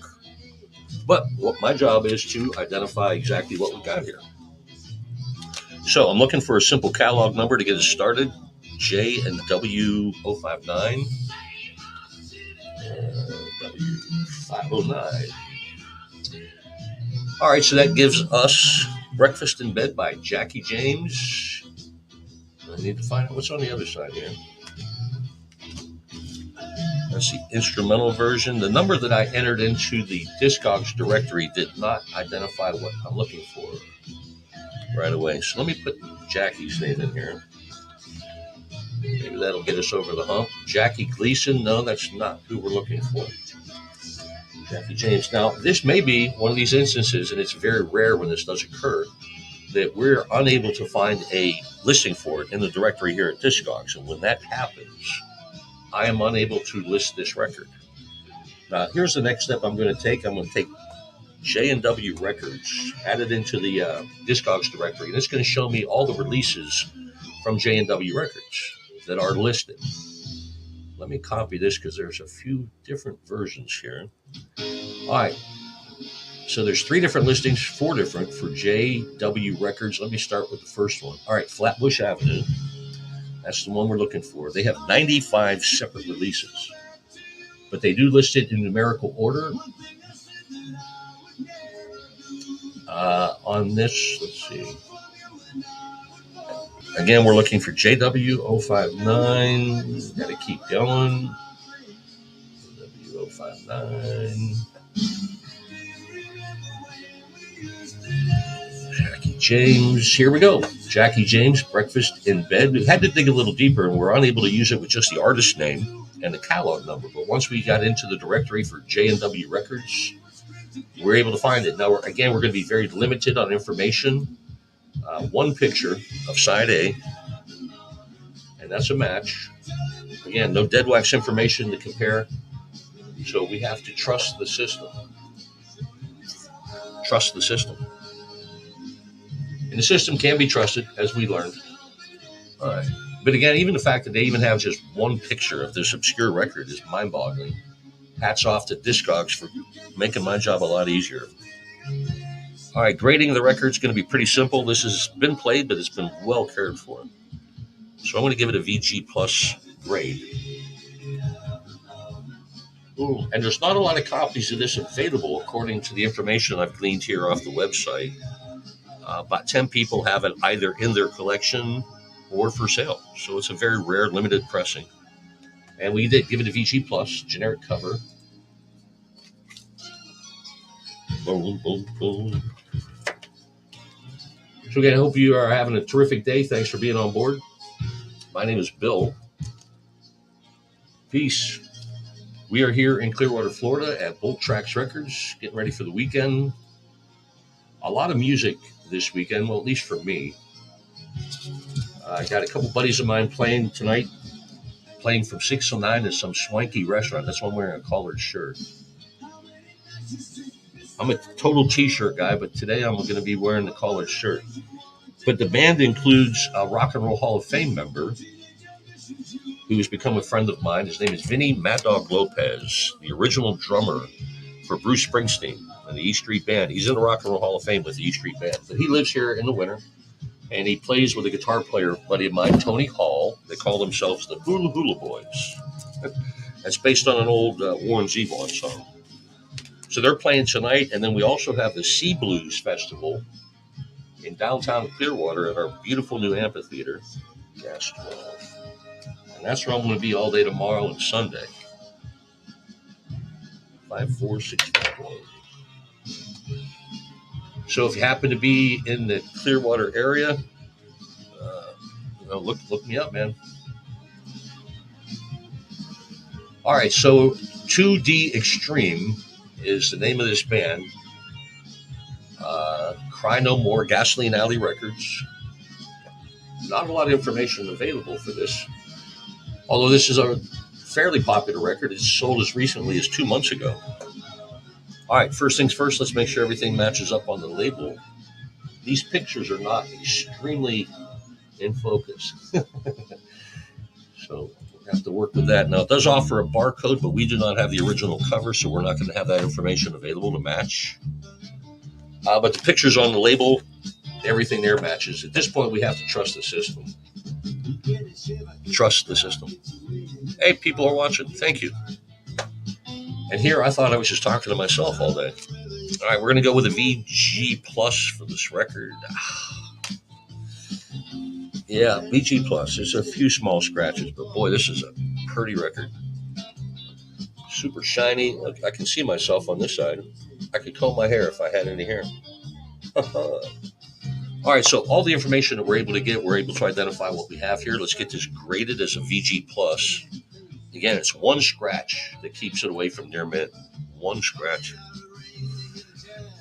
But I got to do it, man. I got to do it. All right. Totally generic cover. Nice plastic sleeve. You can't see anything. Hell, it might as well be camouflage. So, yep, we're going to put an inventory sticker on it. You bet. Dun, dun, dun. Dire Straits. Mark Knopfler, the leader of the Dire Straits, has put out a single recently for charity. I can't remember the exact title of it, but it includes 90 guest artists, including a lot of famous guitar players. Eric Clapton was one of them. Jimmy Page contributes to it. They have tracks that Jeff Beck put together before he passed away. It's like a 9-minute record. I mean, you can't do a record with 90 guitarists or musicians in 4 minutes. But if you get a chance, check that out. I've read about it. I haven't heard it yet. I want to make that a priority this weekend. 874. And then hopefully one day we'll have a copy of it here for some. All right, so we got this inventory sticker ready to go. Let's get this party moving. I think this afternoon we're going to break out some cocktails. I've got a stash below me, a big basket that's got, sleeves, jackets, covers, alcohol. It is the weekend. Karen Records is our next project. Horace Andy. Huh? All right, it's got a real simplistic catalog number, 759. This is not going to get us anything. So I'm going to put Horace's name in here and see if we can narrow it down. All right, so Horace Andy, Karen Records. All right, the artist is Big and Heavy, which is identified nowhere. Okay, it is on this side. Interesting. The artist is Horace Andy, and the song is Big and Heavy on Karen Records. Now, again, it's a small label. I didn't think we'd find it, but sure enough. I mean, it not only does it have the picture of the label, which is what we need to use to identify it, it doesn't have any dead wax information, but it does on this directory list, who the engineer was, the executive producer, where it was mixed at. That's how wide and deep that the information is on this website, discogs.com. Anything vinyl, I highly recommend you go there. It's the most accurate website that we've ever seen, and it's the one we use exclusively. All right, let me back up here. I'm getting ahead of myself. I need to make sure these labels match up. Again, that's the only identifiers we're going to have. And here's a small label out of New York, and they have everything. Uh-oh. Hold on. Don't tell me this. All right. This is matching up in every way possible except for information here on the label. On the one version I have here in my hand, it lists the executive producer's name, and that's fine. On this one, I'm looking on the directory. It lists executive producer, assistant producer, producer. All right, now I need to back up, and hopefully there will be other versions of this. All right. Now, it does say New York. Apparently, there are 4 or 5 other, but it's on different labels. Sarsaparilla, that's not who we want.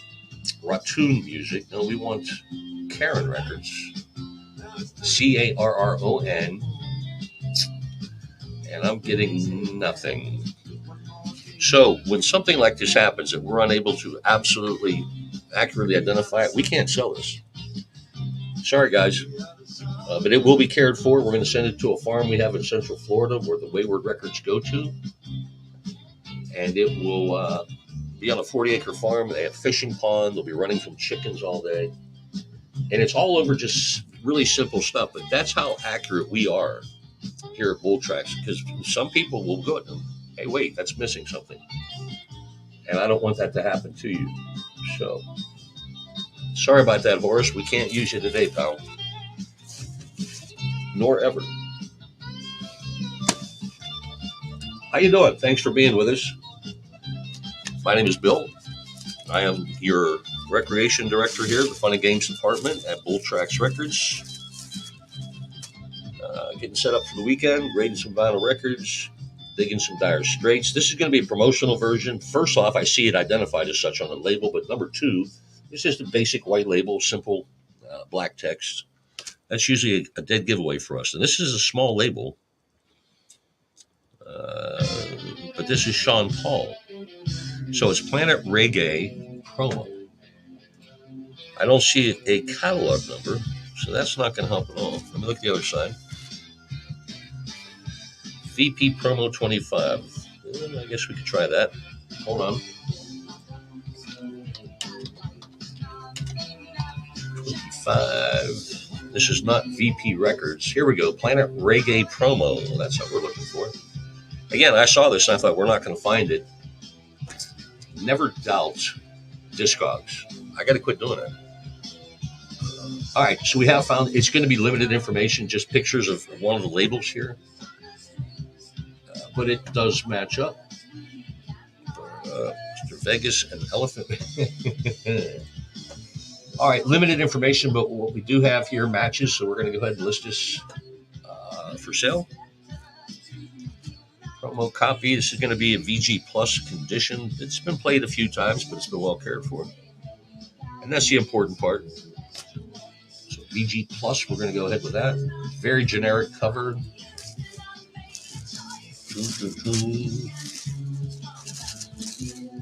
And we will list it as such. Well, at least nobody put a price sticker on the label. Well, that's one of my pet peeves. Don't put anything on the label. Come on, get in there, please. Again, this is probably the hardest part of the job sometimes, is getting these suckers back in these sleeves. I'm going to hurt you if you don't get in there. I ain't going to hurt you. All right. I've had enough of this. Now you'll fit, won't you? Even now, it's still being difficult. What the hell is going on? Oh. Well, that's the extent of my fun for the weekend. I can't top that. I might as well quit now. All right, let's get the omnipresent inventory sticker.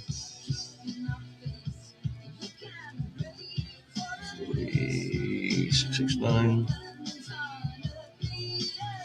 As always, we appreciate you joining us here on the World Wide Web.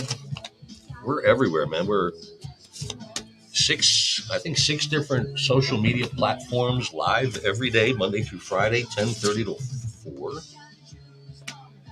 We got viewers from Germany, Switzerland, Zelienople, my hometown, Pennsylvania. What's up, Z-Town? All right, next project here, a band called 427, Business Deals on AB Records. They've got a catalog number for AB. Let's get over here and put that in the search engine. Business Deals 427. Here we go. 12-inch, 33 1/3. I was just talking about it. Somebody put a freaking price sticker on the label here. Stop doing that, people. By the time they get to the record, we know how much it is. We don't need a sticker there. All right, so it does show a couple of different U.S. pressings. Let's make sure that the labels match up. This one has an advantage. It has a barcode on there, but some bonehead put a price sticker on the barcode, so I can't use it. Bonehead. But everything else is matching up. You ain't going to remind me. Uh-oh. All right. 2 different font sizes. See if you see this like a size 10 font size on that side, the size 8 on that side. Tricky little things like that. That's what we're looking for, and why we spend so much time with each record. To the average listener, you're not going to notice. You probably don't even care, but we do. All right. It does offer the barcode, but I can't see the whole thing because some bonehead put a price sticker on the label. Did I mention that person's a bonehead? Did I mention? I hope I did. All right, going to give us a VG Plus because the bonehead did play it, but they did take care of it. So I don't mean to be so harsh on you, but you don't put a freaking price sticker on a label. You don't. VG Plus is what we're going home with a grade here. Totally generic cover. Mate a chat. Okay. Totally generic. We need the inventory sticker. We're listening to Sirius XM Classic Rock Party today because we're in a party mood. I don't want mellow songs. 2940. I want something that makes me want to dance. Oh no, don't worry, I won't dance live on the stream, I promise. No, sir. All right. So we've done all the things we need to do there, and we're still trucking. All right, next up again, the identifier for us is we see a simple plain white label, simple black text, more than likely going to be a promo copy, or a super small label, which I believe is the case with this one. This is Jomento Records from New York. They do have a catalog number. Let's go ahead with that. VPRD. 128. All right, so we have Bath Suit. Again, that simple catalog number shows us exactly this really small label. Very few releases, but we've got pictures, dead wax information. This website, Discogs, is amazing. It really is. Now, I'm making sure that the labels match up. There's no identifier that says it's a promo. It's just a cheap label. It didn't put a lot of money into their labels. The labels on the disc. But we do have dead wax information here that we are going to utilize. This is going to be a collection of numbers and letters. They're going to be either etched or stamped into this dead wax area. That suit. All right. And the information here on my dead wax, the comparison and the directory here at Discogs, both match. So we've identified exactly what we got. We can go ahead and get it listed. We're going to start off with a... All right, I was going to just immediately say VG Plus because I see a few small scratches, but then in addition, I see some groove wear here on the acapella version. That makes no sense. But again, that groove wear is a difference maker for me. I'm going to give this side here is really nice. But it's these things I see over here, and I'm guessing Ninja Kid is the lead track, right? It is. Or Mate a Chat, all right. But anyhow, because of that groove wear and the scratches, I'm going to give this a VG grade. Anytime I'm on the fence, on the border, I'm going to back it up. I'm always going to undergrade. I'd rather you pick this out and go, oh, man, Bill, you were wrong. It's better than that. Than to have you go, damn you, Bill, this is not right. That's not going to happen with me. All right. So, again, I'm good with that. VG grade. Generic cover, which is going to be difficult. Don't do that. But again, they got another sticker. I'm telling you, buy stock in Post-it notes because we go through tons of them. All right, let me generate that inventory number real quick. That's the end of that one. 2940. Once again, thank you for being a part of our broadcast today. My name is Bill. We hope you have a terrific weekend, wherever you're at. If you're ever here in Florida, you know we are America's playground vacation land. Let us know, man. We'll get you to come on by, give you a tour. Let me put this over there. Take you to lunch. We'll talk some vinyl. It'll be a fabulous time. And if you make an order with us and you live in the Tampa Bay area, save your shipping costs and come get it, man. We're right on the other side of the Howard Franklin Bridge. Convenient to both Tampa and everybody here in Pinellas County as well. We got a gas station you can fill up while you're here. I'll check your oil. And again, we'll talk vinyl. All right. Next up is going to be who? Something music. All right, let's just find this catalog number and run with it. L2115. All right, so we're looking for, I don't know who. Apparently the number we gave does not work. This is DJ's Choice, various artists, miles ahead in reggae music on VP Records. Huh? All right, so let's just see what we can find here with DJs. Wow, this is being brutal. It keeps doing nothing. Even if I put in every bit of information on this. I'm getting nothing. All right, so let me eliminate that number real quick. This is not working. Mouse VP. I'm not going to go to the VP records directory. I am right now because there's like 900 different releases from them. This is something we're not going to spend a lot of time on right now. Yeah, that is not entertaining viewing. Is me searching endlessly for information I really don't need. So let me clean this up a little bit. All right, let's get moving on to the next project, the Motor City Crew on Motown. Motown's a little tricky. They have a bunch of different variants of the labels for every release, it seems like. 4513, but we're going to start with just the catalog number to get started. MG, and then we'll have to zero in our focus on the listings and the font size and the layout of the dang label. All right, 4513. Why am I not getting anything? Crew. Oh, this is bizarre.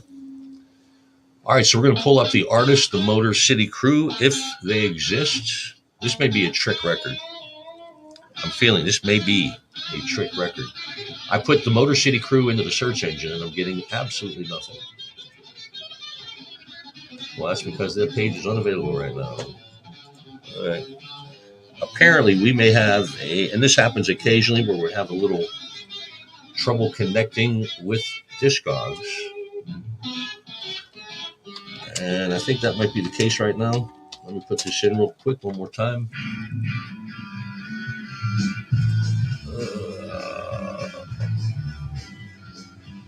All right, it's working for us now. All right, we're looking for the song Let's Break. Again, there's going to be 3 different pressings. We got to make sure, and every label, I'm sure, is going to be different. That's usually the case with these Motown 12-inch releases. And not just their 12-inch singles, but their 12-inch long plays. They do that a lot, too. All right, so we do have pictures to compare to. Let's break local.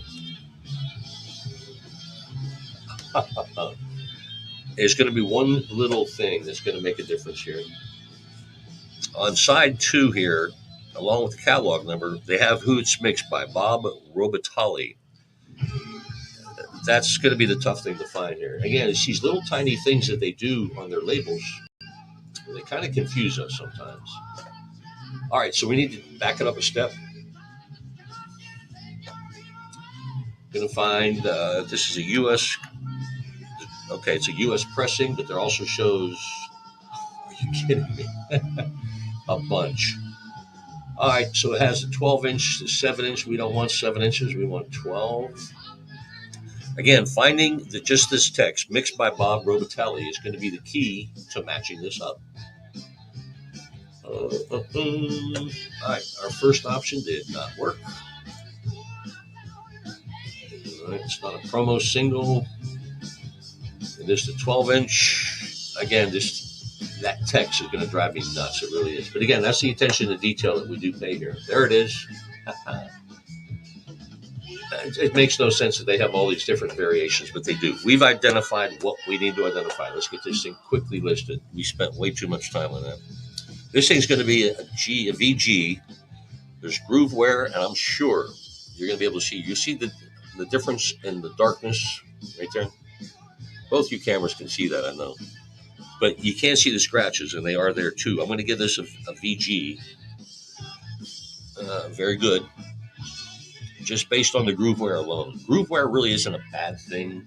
If anything, it hugs your stylus a little bit more because the groove is deeper than the rest of it. So it's going to surround the stylus and get more of it. It's a richer sound. Not really that big of a difference. But Grooveware, again, not a bad thing. Not a good thing, but it ain't bad. All right, so we've given that grade again, VG. Generic cover. Everything we need to do has been processed, except signing the scorecard here, which is going to be another inventory sticker. So happy Friday again. Another viewer. Hi. Thanks for checking in. My name's Bill. We're here at Bull Tracks Records in Clearwater, Florida. Ready for a big music weekend around here. We have the Sea Blues Festival at Coachman Park in downtown Clearwater. It's an amphitheater called The Sound. And there's, I think 25 different bands playing starting today, tomorrow, and Sunday. All right, so we got an inventory sticker on there. We can move on. They're going to have a main stage inside the amphitheater. They're going to have a stage out in this big 6-acre thing called the Green. It's going to be surrounded by food trucks with seafood, because we eat a lot of seafood around here. Always a great event all weekend long. If you're in the area, man, track me down. Let's hang. All right, we're entering another catalog number into the search engine here at Discogs.com. We're looking for DJ Cool and Reggae Dance. Here we go. 2 different U.S. pressings identified right away. Limited information. We only get a picture to compare of side A. That's not side A. That is side A. All right. Everything there matches up. Creative Funk, the record label. And that's all the information we have to work with, but I'm pretty sure we got an exact match. Any other identifiers? Nope. So we have to trust the system. It's not the information, wealth that I want to have usually, but it's what we got to work with. And I'm going to trust the system. Okay. All right, so let's grade the vinyl, which is going to be VG+. I see a few small scratches. This has been played, as it should. But again, it's been well cared for. So VG+, that's what's going on with. Generic cover.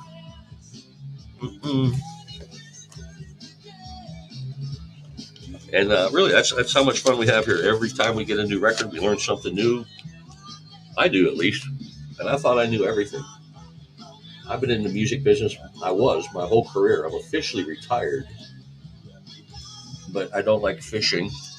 My golf game sucks. I don't like sitting at home. You can only go to the beach so much.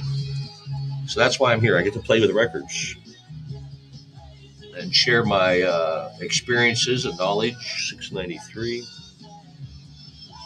I've met just about every rock star, and I've got pictures to prove it. I've been to over 3,000 concerts in my lifetime. I've got all the tickets still, most all of them. So I kind of know my stuff. Not to toot my own horn, but I kind of do.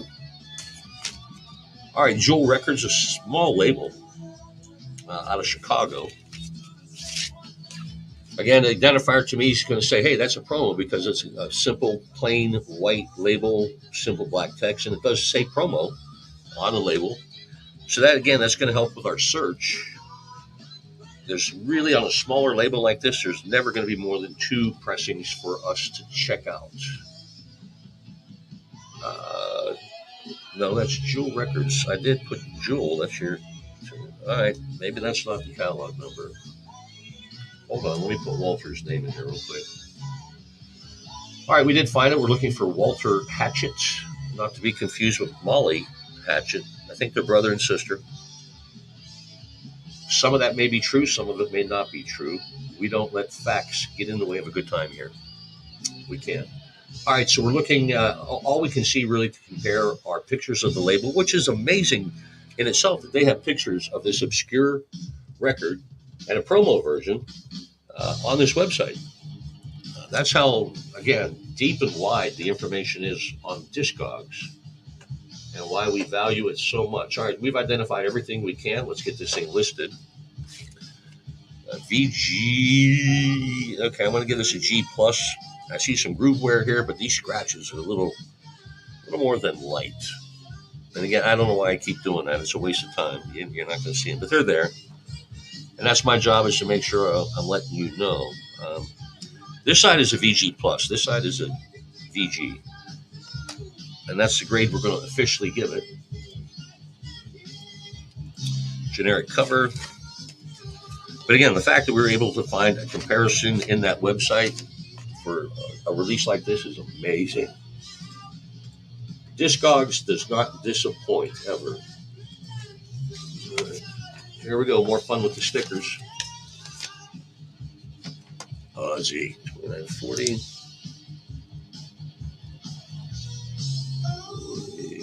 98. And there you have it, the whole process. Hey, more listeners, more viewers.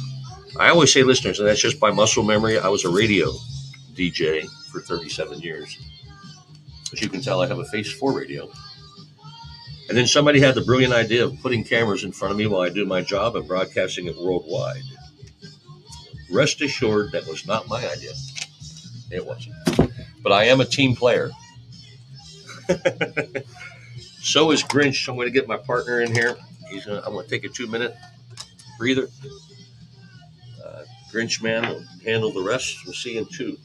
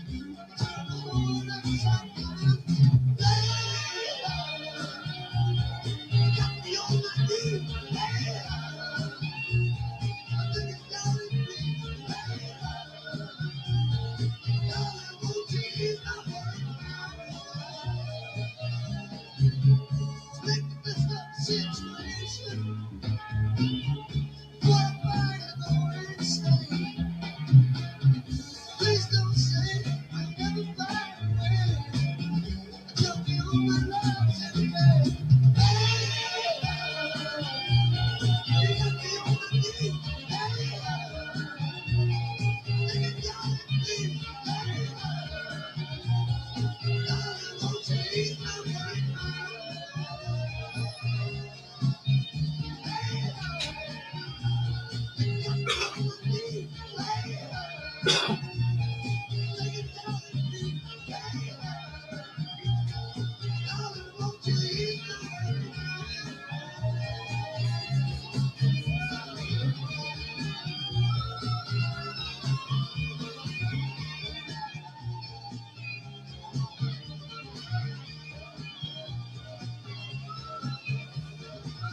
low. Hi, we're back. Big thanks to Mr. Grinch for filling in. I'm scratching my nose. Not picking it, but I could. Cleaning of the desk. That's how I clean.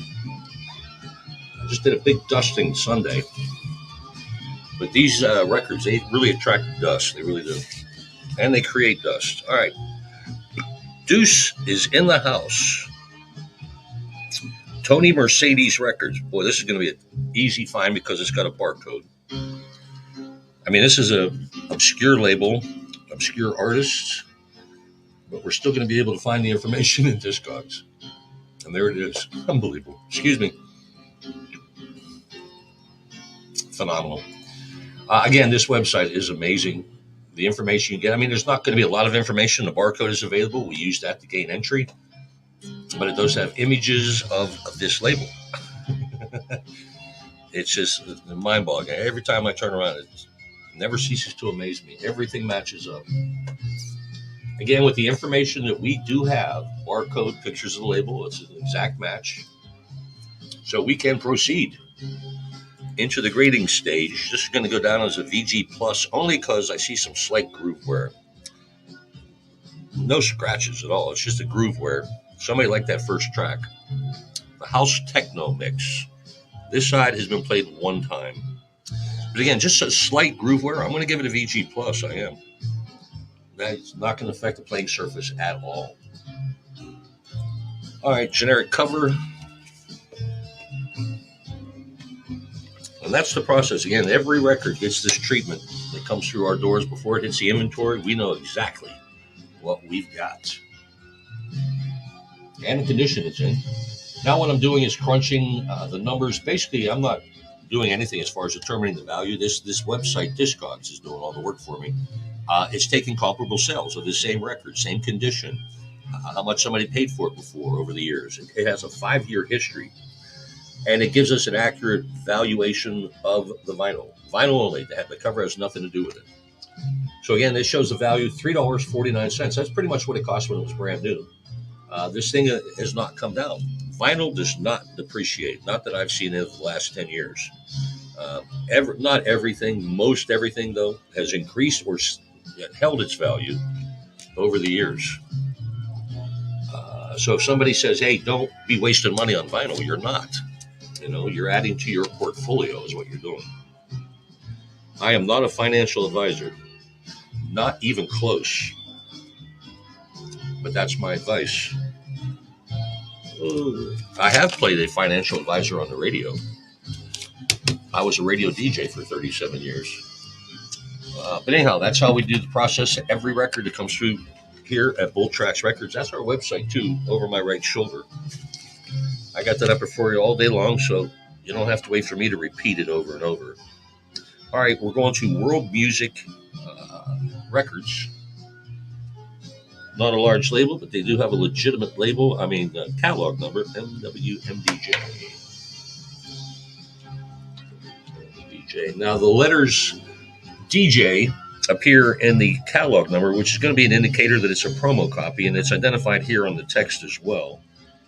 But let me do the process. There we go. All the numbers that we have entered makes that catalog number unique and specific for this promo version. It takes us right to it, and it shows that that's the only version that we need to be concerned about. So let's first make sure the labels match up. We do have pictures of both sides.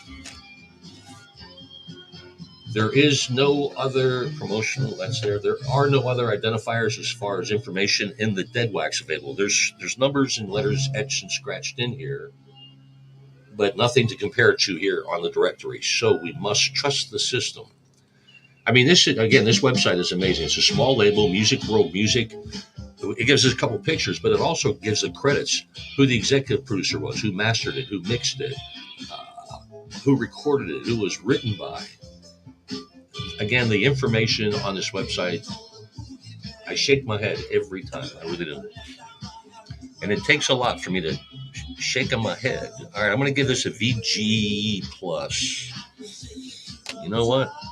If that's just a fingerprint, and it is, this thing's going to go down as near mint. Again, this is a promotional copy. It was sent by the record company to club DJs, radio DJs like myself, in hopes that we would play it.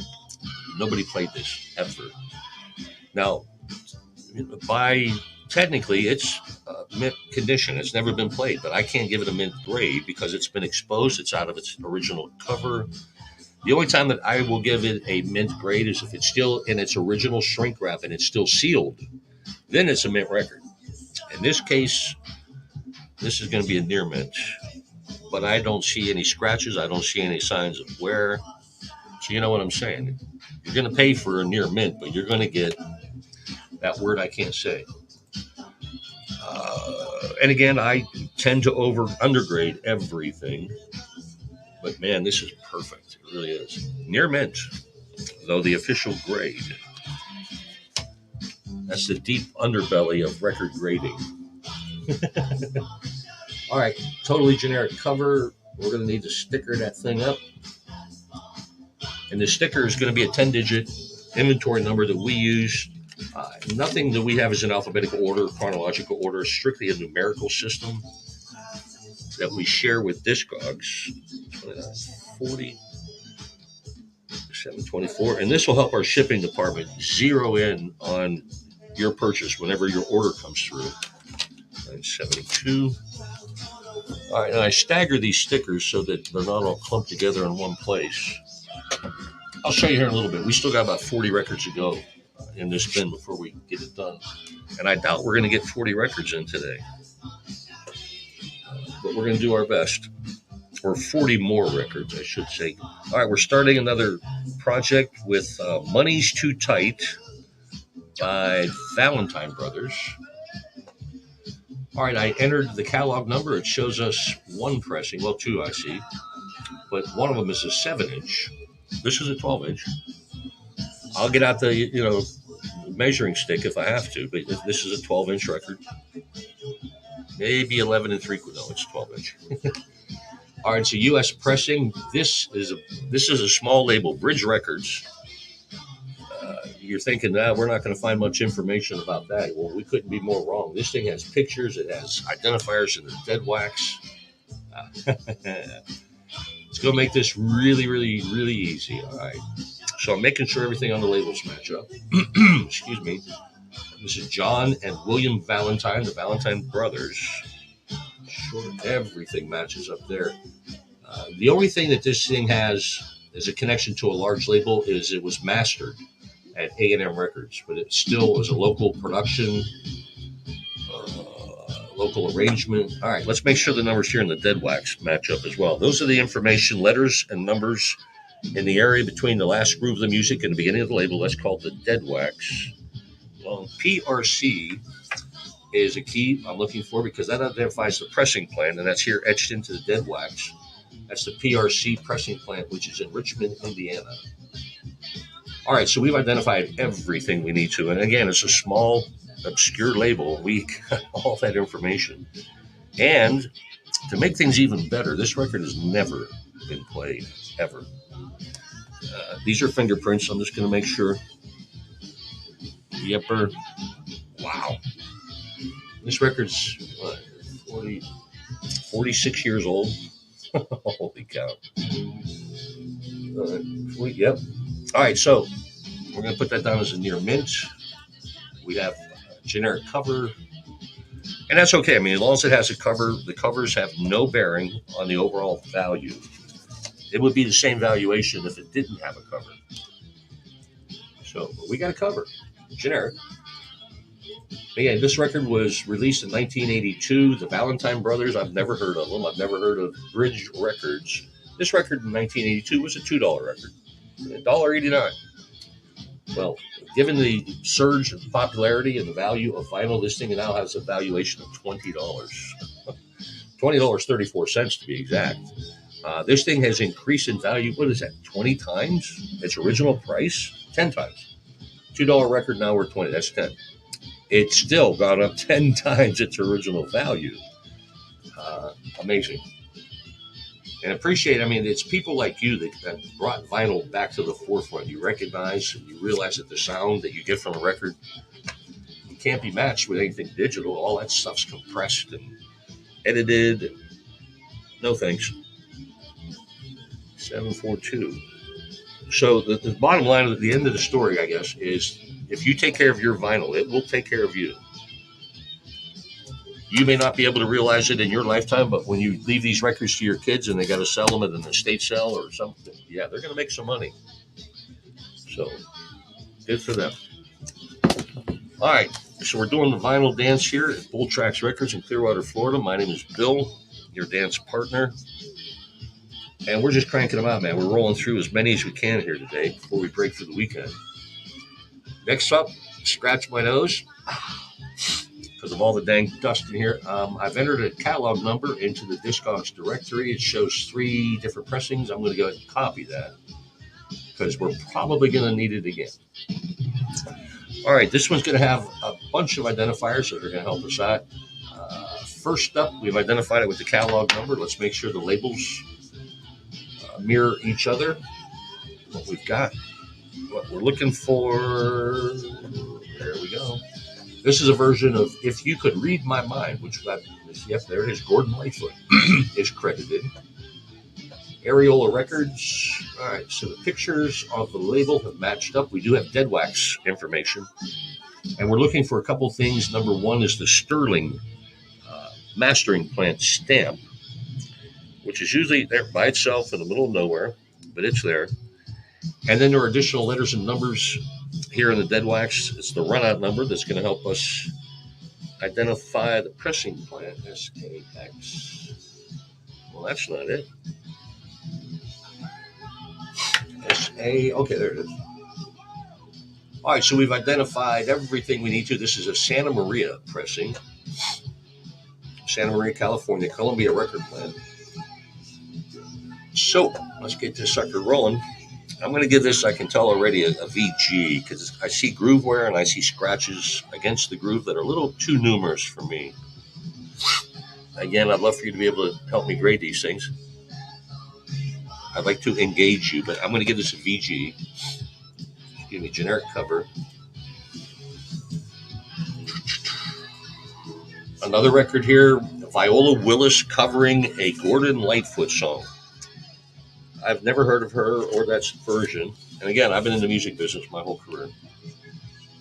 This record in 1980, $2, $1.89. Again, never heard of it. It's now worth value, $11.65. Again, the numbers are mind-boggling. There's a small price sticker here on the label that I need to notate. And folks, I hate that. Put it out here on this generic cover. Don't molest this cover by putting something that doesn't need to be on there. A price sticker does not need to be on a label. I'm sorry. I'm just going to get that out there. One of my pet peeves, but it still doesn't affect the value of it at all. And there you have it. Now we're going to have to obviously put another identifying inventory sticker on it. 2940. 4759. 448. And voila.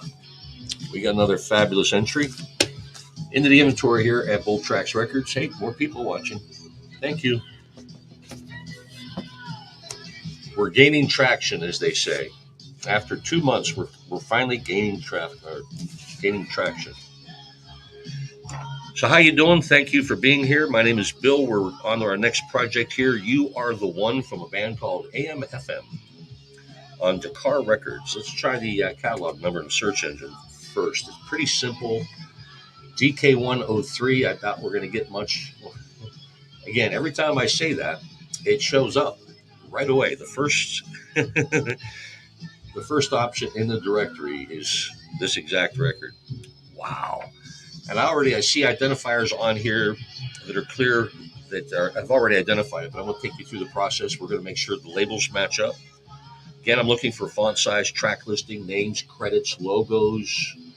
You know when you go into bars and they have that game where they have two pictures and one picture has missing things and you put an X on it? That's kind of what I got to go through here.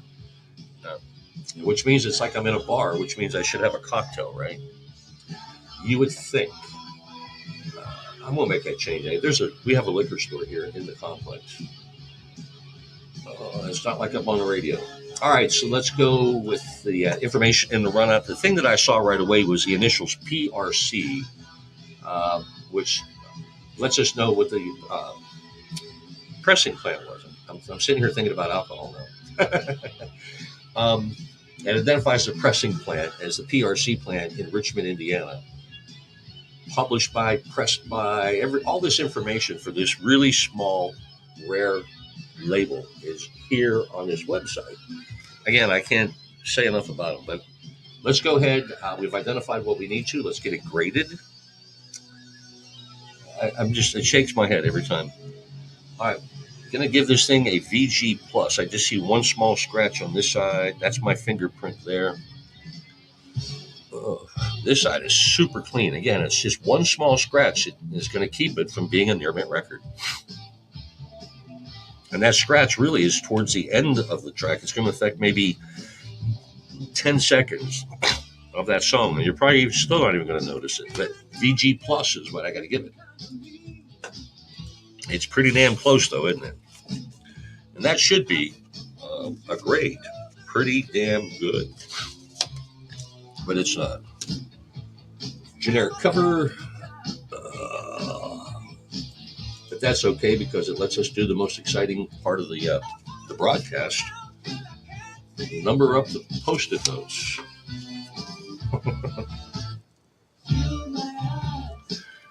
So 773, 704. And we're rocking and rolling. Happy Friday. Hope you have a great weekend.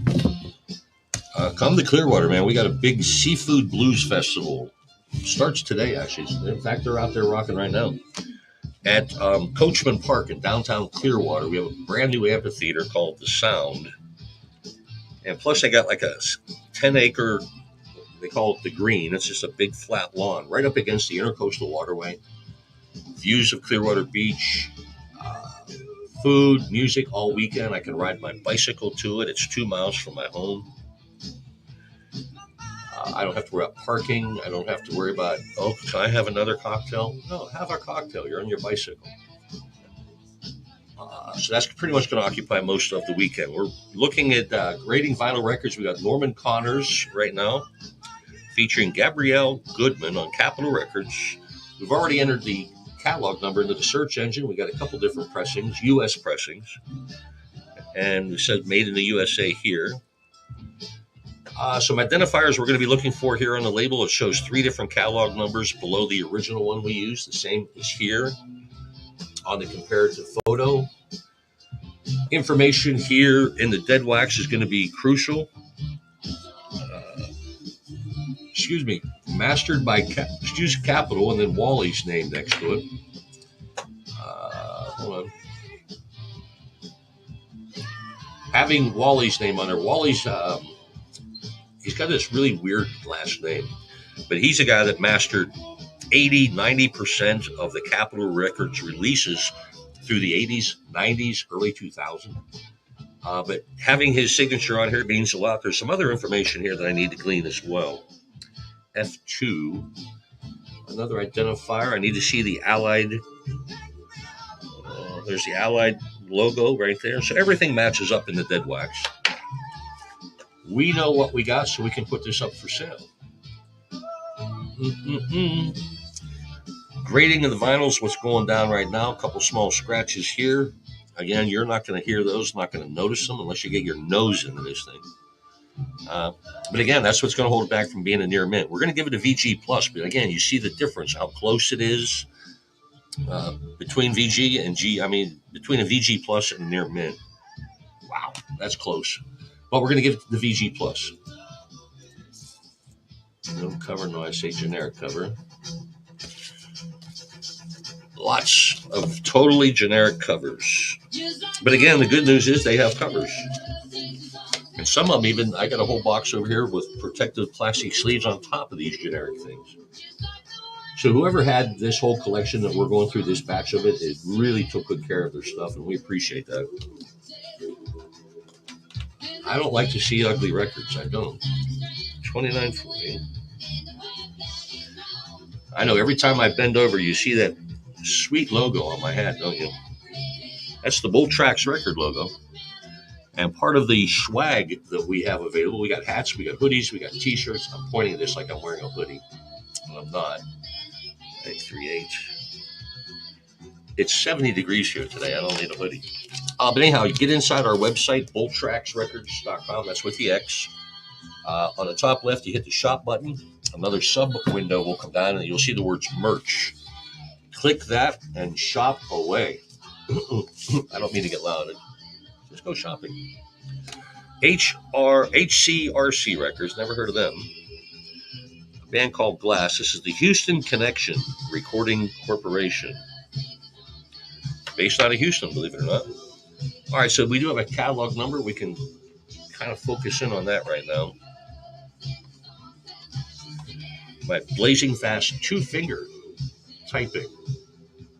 I'm thinking about starting up a YouTube channel that just shows me typing all day long. But I'm busy doing this though too. Maybe make a side hustle, do it while I'm at home. Again, a very tiny label. Never heard of HCRC, but here's the information we need. Put in a simple catalog number. I cut myself on a vinyl record here this morning. But anyhow, we're looking for everything as far as label layouts, font size, track listings. This is a perfect match, so we can move forward. There's even dead wax information available. What it does is it's a collection of numbers and letters that identify the record label, the catalog number, and then the pressing plans, which we have identified. And this is a first pressing from the Houston Connection Recording Company.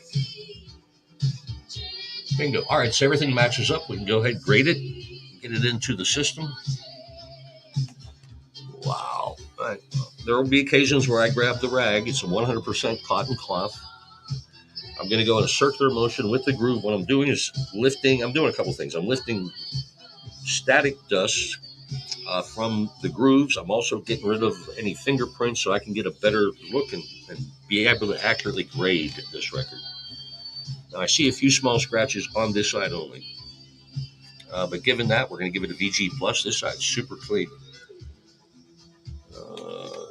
Perfect. All right, VG+. That's what we're going to send it in with. All right.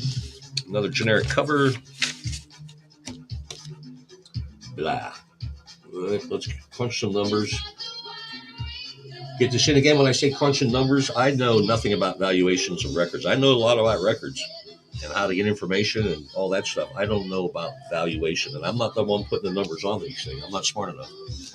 But the good folks at Discogs are helping out because they're taking comparable sales of similar records, similar condition, letting us know who paid what in the past, and then it gives it a fair valuation. This record came out in 1983. It's 2 songs. It was $2, $1.89. This thing is now valued at $6.10. I mean, it's increased 3 times its original price, and it's an obscure record, something that's not this isn't a Michael Jackson record, for heaven's sakes. Interesting. But again, if you're thinking about adding to your collection, do it now because prices are only going to continue to rise. It's like waterfront property, man. They're not making any more. What we have here is all we got. And if you want it, you're going to pay for it.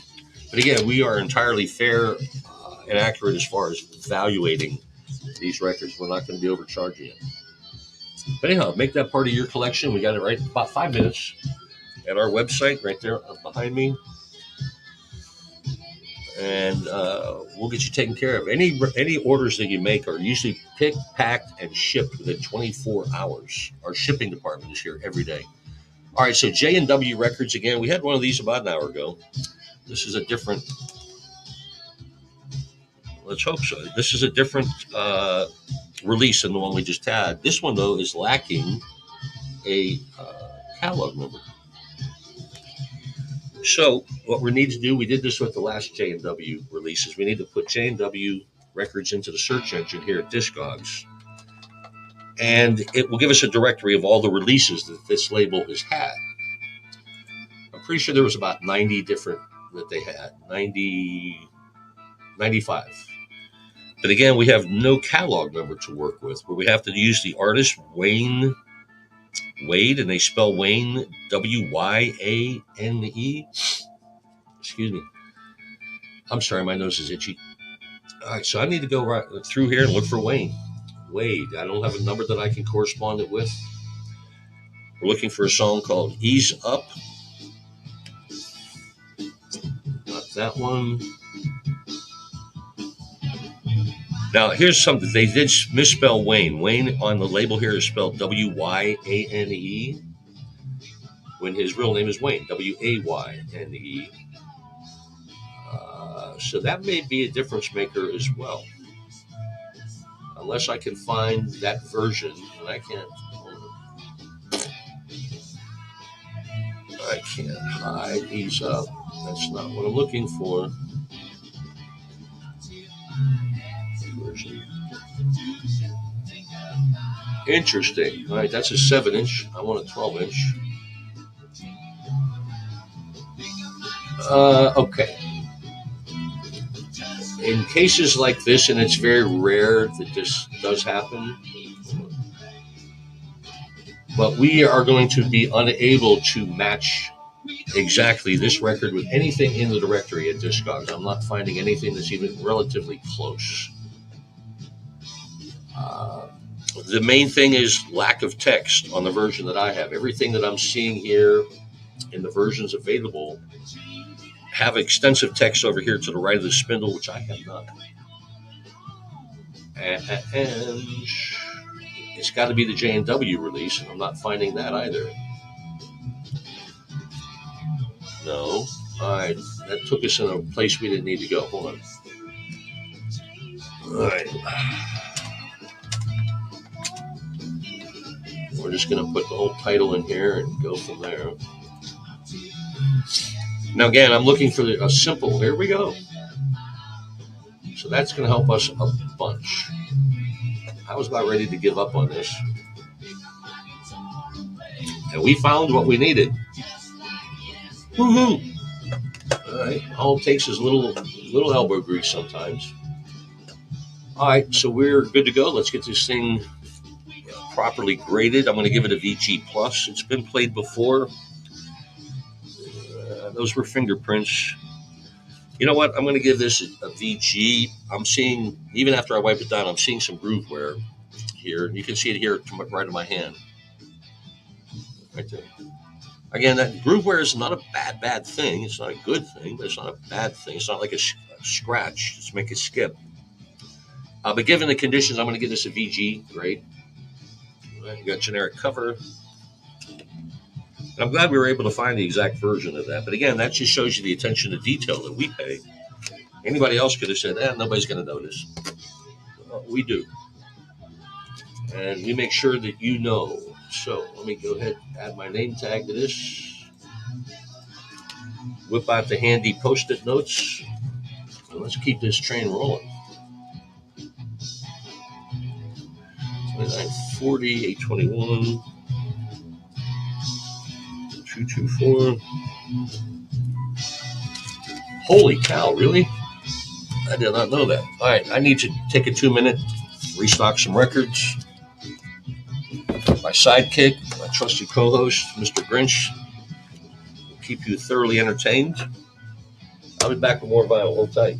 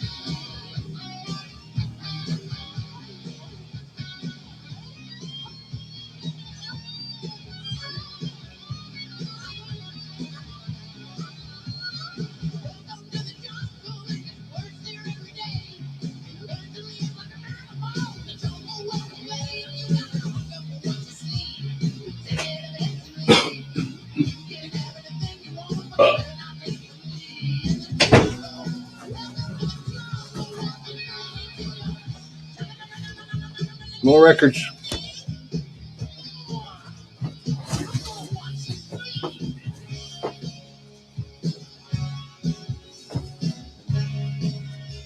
And even more records.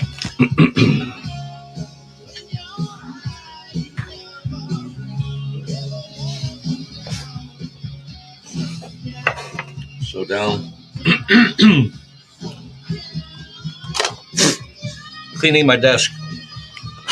Wow. But hey, we're done. I'm kind of a neat freak. No, I am totally a neat freak. My name's Bill. Hold on. What do you mean we're not connected?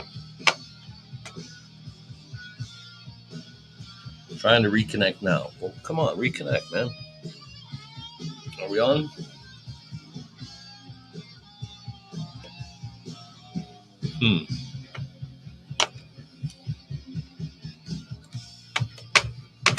I see myself, so I'm pretty sure we're on. Let's just run with that, huh? So again, hi, I'm Bill. We are here at Bolt Tracks Records in Clearwater, Florida, showing off our fine talents of grading vinyl records and discovering exact copies that we have. Here's the process. We take a record out, and every record that we put in our inventory goes through this exact process. We're going to first pull it out. An indicator to me, just because I've been doing this a long time, is that the plain white label, simple black text, means it's a promo copy, and it is identified as such on the label. So when it's a promo copy, and especially when it's profile records, the prefix is going to begin with a PRO or SPRO, which again identifies it as a promo version. Then it'll also include the initials DJ. That means it's a DJ copy. So let's start first with this catalog number. We're looking for Yes We Can from Allison Williams. Okay, I'll read that one later. I need the promo version that does identify it as one of the selections options, I guess, here on the directory at Discogs. Now, when we have promo versions, usually we're limited with the information that we're able to get. Most important is the dead wax information, the letters, the numbers that are etched or stamped into the dead wax. Most promo versions don't offer that option as a checkoff. I do have pictures of the label. Everything there matches up. That's not going to be an issue. So at this point, we just need to trust the system. trust the system. I have all the information that I can get to identify it, and we're as close as we're going to get. So let's go ahead and get this graded. Looking for scratches, groove wear, scuff marks, stuff like that. This side is super clean, and on the other side, I did notice a few small scratches here. Again, I can't. This camera's still not good enough, and it's the best camera available. But anyhow, I'm going to give this a VG plus, just based on two small scratches. It's that close to being near mint, but it ain't, right? All right, so we're good with that. Now we do have a Profile Records generic cover that we'll get this sucker placed back in between. And it's cool that they have their own collection of generic labels. We need to identify that. There's nothing up here that tells us artist or song or anything like that. But in the comments, I will mention that it is a generic label cover, VG plus. Pretty darn good. All right, so let me generate inventory number, and we'll get that into the system and make it available for sale in 5 minutes. And actually, I've just been told it takes 5 minutes. I've actually timed it. 854. Maybe I need to do that one time. I may be just talking smack. I don't know. I'm just going on what somebody else told me. But in the meantime, we're just going to keep doing what we're supposed to do, and that's grade vinyl records. And educate you. We educate and we inform and entertain, I should say. All right, so again, pretty much a guaranteed slam dunk that this is a promo version. It is identified as such on the label. Solar Records, which is a subsidiary of Elektra Records, so this actually is a matching generic cover. Solar stands for the Sound of Los Angeles Recordings or Records. The catalog number begins with a prefix ED. Immediately, that tells me that this is going to be a promo version. And once I enter those numbers and letters into the search engine of Discogs, it does identify a promo version. So this catalog number is unique and exclusive for this release. Finding a couple things is going to be pretty easy. I can see right out of the corner of my eye the SRC logo, which is essential. It identifies the pressing plan. But let me back up and look at the labels first real quick.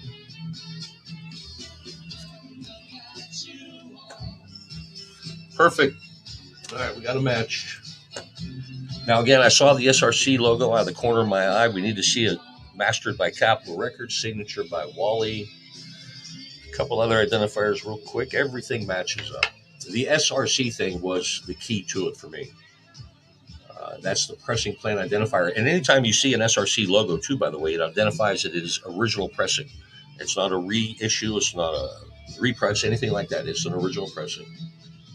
So we've got all the information we need. Let's get into this thing listed. Here we are at the grading process. Occasionally, I got to use this 100% cotton cloth in circular motion and just lift out the static dust. It's going to give me a better eye of the condition of this record, and I'm doing it because I'm pretty sure we have a near mint record here, and I am positive now.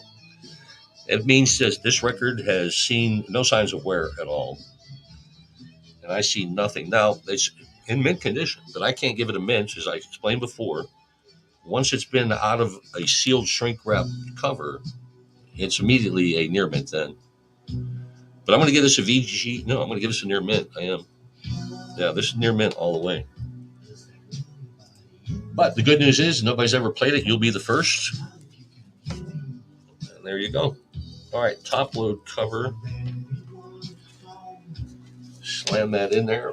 Again, it's a generic cover, but a generic label cover because Solar Records isn't a subsidiary of Elektra. Generic label cover. I'm going to give that a VG too, by the way. And again, we're going to have to slap the sticker on it with the inventory number. As soon as I generate that, 2940, 869. And we use a 10-digit number that corresponds with our listing here on Discogs.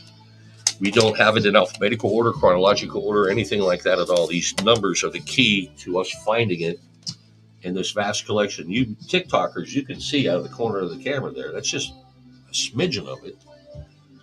I mean, it goes back that way, other side of the building. We pack it in here. But anyhow, let me keep packing it. We got another release. Marcia Griffiths. She's the one that did that electric slide thing, isn't she? One of those. The Electric Boogie. Here it is. And this is what we got. How cool. That's the one song I know from her, and we got it. Electric Boogie. Mango Records. I like their labels. Always very colorful. All right, let's start with the catalog number. MLPS. The Electric Boogie. 7805. I do remember playing that a lot. Being a club DJ, I was a radio DJ was my career, but I had a side gig doing club gigs. We all did, and I did the adult clubs too. And this was a song the girls like to hear. All right, so Mango Records, again, not a huge record company, but all the information that we need, including pictures and verifications of dead wax information, are available. Anyway, just making sure everything on the labels match up in two different colors.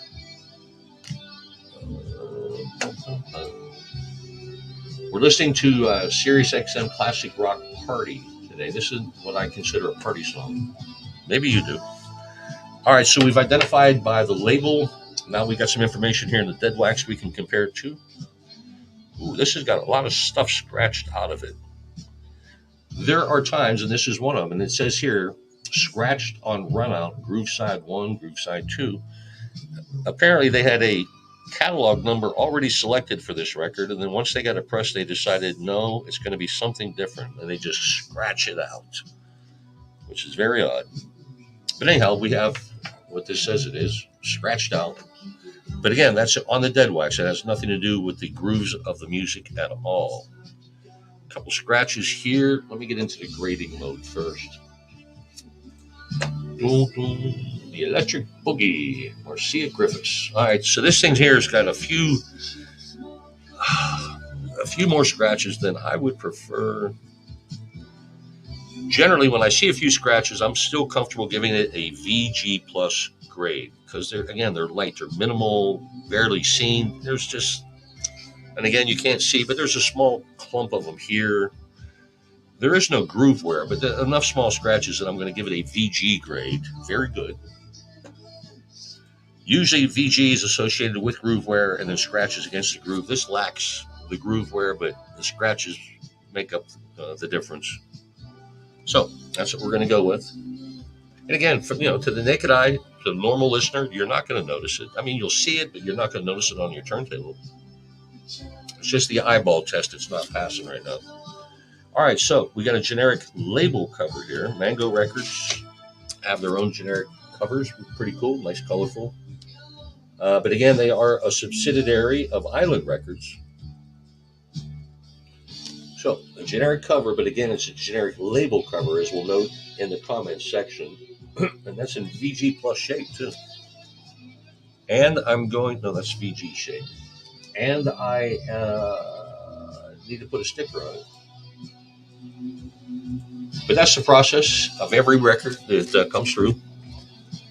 We give it a thorough go-over before it even thinks about getting into the bins and jumping into the inventory. All right, let me peruse that sticker.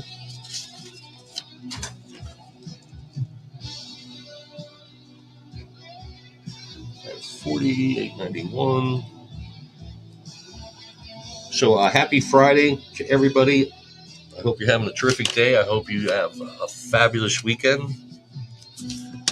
We have lots of music around here this weekend. We have a Sea Blues Festival, which is going on at Coachman Park in downtown Clearwater. It's 2 miles from my house. Lots of seafood, lots of blues, lots of people watching. All right, we're on to Dino and Summer Girls. I remember this song too. 4th and Broadway, the record label. They conveniently have a barcode number on the label that we're going to utilize. 0468. Summer Girls, Dino, there we are. It does offer just one pressing of the 12-inch variety. There are 2 7-inches. We don't want 7 inches, we want 12 inches. Now we're comparing comparing the labels. Make sure that the one on the directory here at Discogs matches up. Having that barcode on the label makes a world of difference. If you're going to release a record, put the barcode on there. You'll make me happy, all right? So again, that was a quick thing to identify. There's no other, excuse me, I'm scratching my nose, not picking it. There's no other identifiers in the dead wax. We're going to have to trust the system. And the system can be trusted. The system has not failed me yet. Grading in a vinyl can give us a VG+. It's been played. Somebody left some peanut butter on it. Well, maybe not. Hold on a second. Oh, I've seen peanut butter. Sometimes I've seen gum on these things. How that happens, I have no freaking idea. Again, 100% cotton cloth. Go in the direction of the groove. This is not coming out. This is not a scratch. This is not a scuff. This is some foreign object that does not want to come up. But again, it's going to take up 10 seconds of that track. Otherwise, this thing was going to get a near mint grade. It really was. But given that one small condition there, I'm going to give it a VG+. That close. I mean, it's a razor thin line between VG+ and near mint sometimes. All right, 4th and Broadway. This is a profile records. So this is just a totally generic. No comment needed. But again, we need to produce another one of those fabulous inventory stickers. Every record in here has them so far today. But that is generally the case with these 12 inches. They put minimal budget money into actual covers and color. 7, 8, 9. Because to the DJs, that meant nothing. So, let me stagger that one there. There we go. We just keep cranking them out, man. Lots of cool additions today to the inventory here at Bull Tracks Records. Every day. It's amazing what comes through here. All right, Brass Construction, Capitol Records, traditional rainbow capital label. A simple catalog number that hopefully is going to get us down the right path. 8652. Sorry, scratching my nose, not picking. All right, so the simple catalog number didn't work, so let me put the word brass for Brass Construction. There we go. Give and Take is the name of this selection. It shows 2 different U.S. pressings, so I'm going to go ahead and copy this search engine information. I'm probably going to need it again. U.S. pressing. Not saying what the pressing plant was. There's no identifiers in the dead wax, but let me check the label here real quick. Keep it simple. Keep it simple. All right, everything there matches up. Again, there's a simple identifier here in the dead wax. Z2. That does not match. No. Everything else was close. A good reason why I copied that number. I'm going to use it again. All right, this is more like it. Much better. All right, so the identifiers, let me check the label first. Yeah, it's just exactly mirrors the other version that we had, but the information in the dead wax made the difference. This is going to identify who mastered it, Atlantic Studios UK, and that stamp is right there. Atlantic Studios DK, I should say. And then the extensive runout number. I am Iron Man Z2. All right, so everything on the dead wax is perfect match. So we know exactly what we got. We can move forward and get it listed. I'm just itching all over today.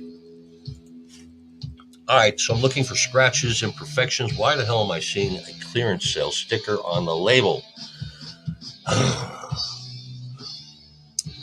The insanity does not stop. It really doesn't. I'm worried about the vinyl. That label means nothing. It disappoints me, but it means nothing. VG Plus is going to be the grade. Just a few small scratches here. This side is super clean. It was that freaking price sticker that threw me off. Your record etiquette stinks, whoever you were. All right, VG Plus.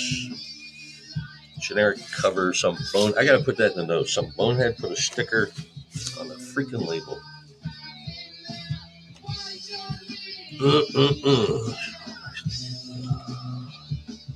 And I have it in my autofill because it happens regularly. More than I'd like, I'd say that. All right. This is a capital release. This is a capital generic cover, but we're still going to have to put an identifying inventory sticker on it. That's how we roll. 2940. 92.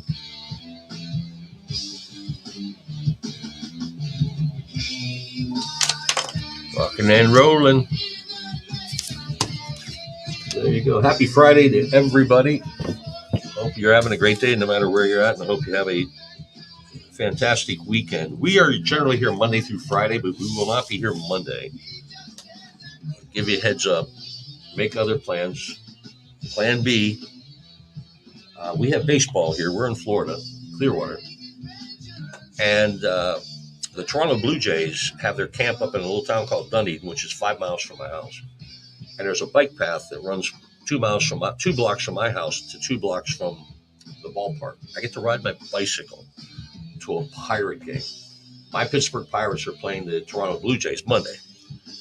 And this happens twice every year. I never miss any one of them.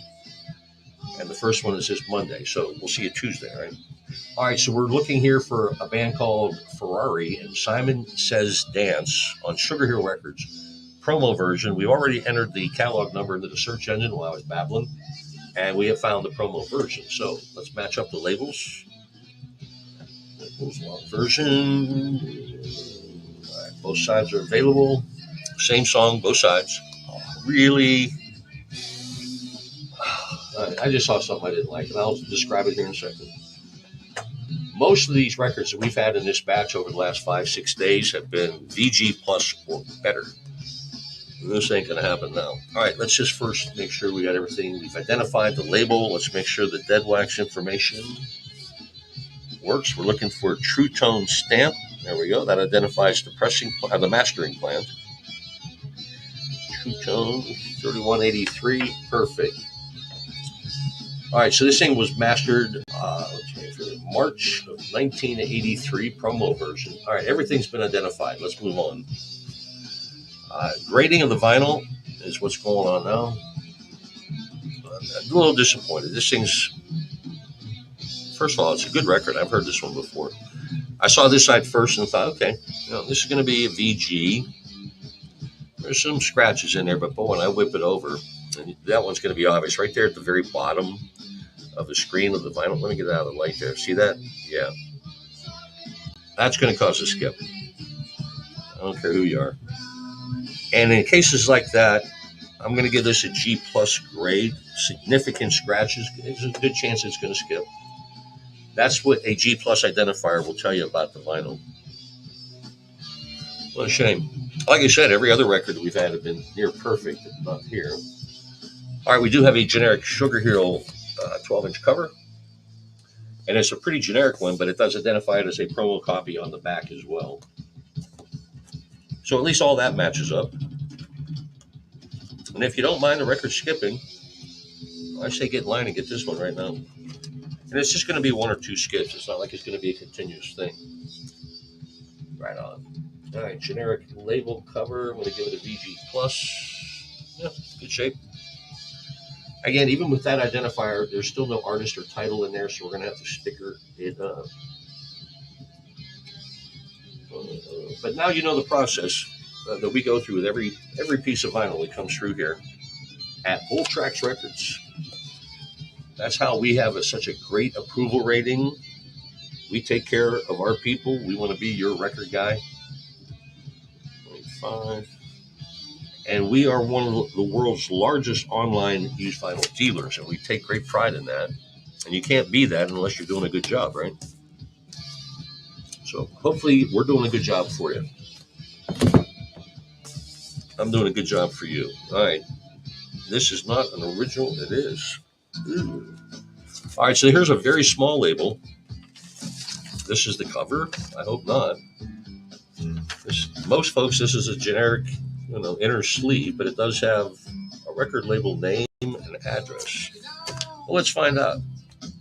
All right, now we do have a promotional copy. It's identified as such with the text here on the top of the label. there is a catalog number. Now, again, a lot of times I think, we're not going to find this, but this website we use, discogs.com, is phenomenal. And there it is. And not just any version, but the exact version, the promo version of this. Shaking my head. All right. And again, this is Warlock Records. We have heard of them before. But it shows who it's manufactured by, distributed by, copyrights, everything we need except for dead wax information. First, let's match up the pictures. And again, it's a small label, and they have these very clear pictures of the label that helps me make sure that everything is exact. And when we put this up for sale, we know exactly what it is. And we have identified it. So let's get moving. Again, we're going to find a cover for this. This is TK Productions. No, we don't need that. We're going to make it nice for this guy. I got a whole box of generic covers under here.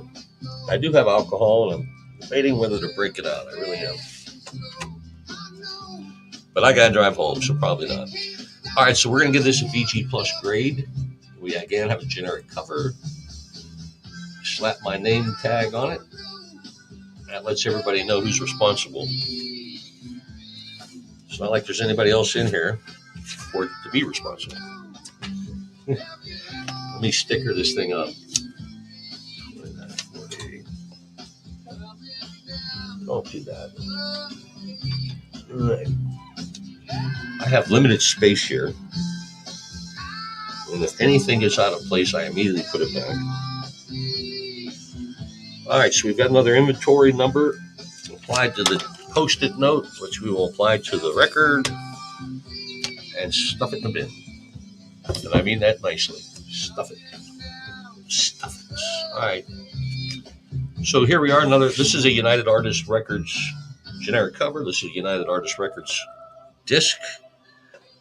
So it's nice we have a match there. Let's start with the catalog number. No, UA. What? Oh, UA. TW. 292H. Yes, I'm using my lightning fast 2-finger typing. But hey, it brought us right to where we need to be. Barbara Pennington, 24 hours a day. Is this a promo version? No, this is a retail version. It still shows 3 different pressings. I'm gonna save and copy that number I just put in, just to help me out. All right, so our first option here doesn't offer a lot of information. It does show a picture of side 1 and side 2. Side 1. And everything there matches up. 24 hours a day. Barbara Pennington. There was a band, that's 24 hours a day. Wasn't that a Marshall Tucker song? There's also a band, what was the band out of Charlotte that we played? They had a song called 24 Hours a Day. What was their name? I forget them. All right, so let's move on with what we have here in front of us. Everything matches up. Let's make sure that the information in the dead wax mirrors what we see here. ADIO, what's that mean? Oh, the artesian drum logo. All right, so we have a match. There's the artesian drum logo. All right, yeah, perfect match. Let's get this listed. Is it Friday? Oh, it is Friday. Is it 5 o'clock yet? No. We'll be here till 4, at least. Excuse me. Gonna give this record a VG+.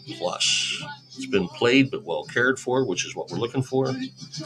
Take care of your records, folks, because they will take care of you back. All right, VG+, that's what we're going home with on that one. We have a generic cover. Now it is, again, a generic United Artists Records cover, which is good. I've never seen that version. But we listed the condition as generic, and in the notes we'll let you know that it is a generic label cover, which means the record label cover. And I'm going to give this cover a grade of G+. It's seen better days. But hey, the bones are still intact. Seams aren't split or anything like that. That's a good thing. All right.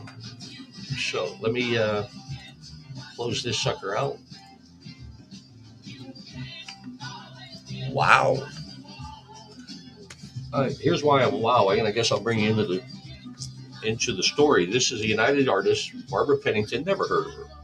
1977. That would have been my high school years. I would have heard it for sure, but I didn't. This record back then was $1.19, maybe 1977. Yeah, maybe $1.50, maybe. It's in good shape. It's not brand new shape, but it's still in very, very good shape. The value of this thing is now $14. Are you kidding me? It's gone up 7 times its original price. Again, it has nothing to do, I guess it does, with the artist and the song, but it's more of the vinyl, the condition of it, the supply and demand. Maybe they didn't press a whole lot of copies of this. It's 7 times, worth 7 times more than it was brand new. So the power of vinyl and little things like that, it's just amazing. It really is. Anyhow, let me close this thing out. I can't sit here with my mouth open all day long. 940, 943, 801. We are getting kind of close to lunchtime for me. We'll still go a little bit more here. But yeah, the boys got to eat,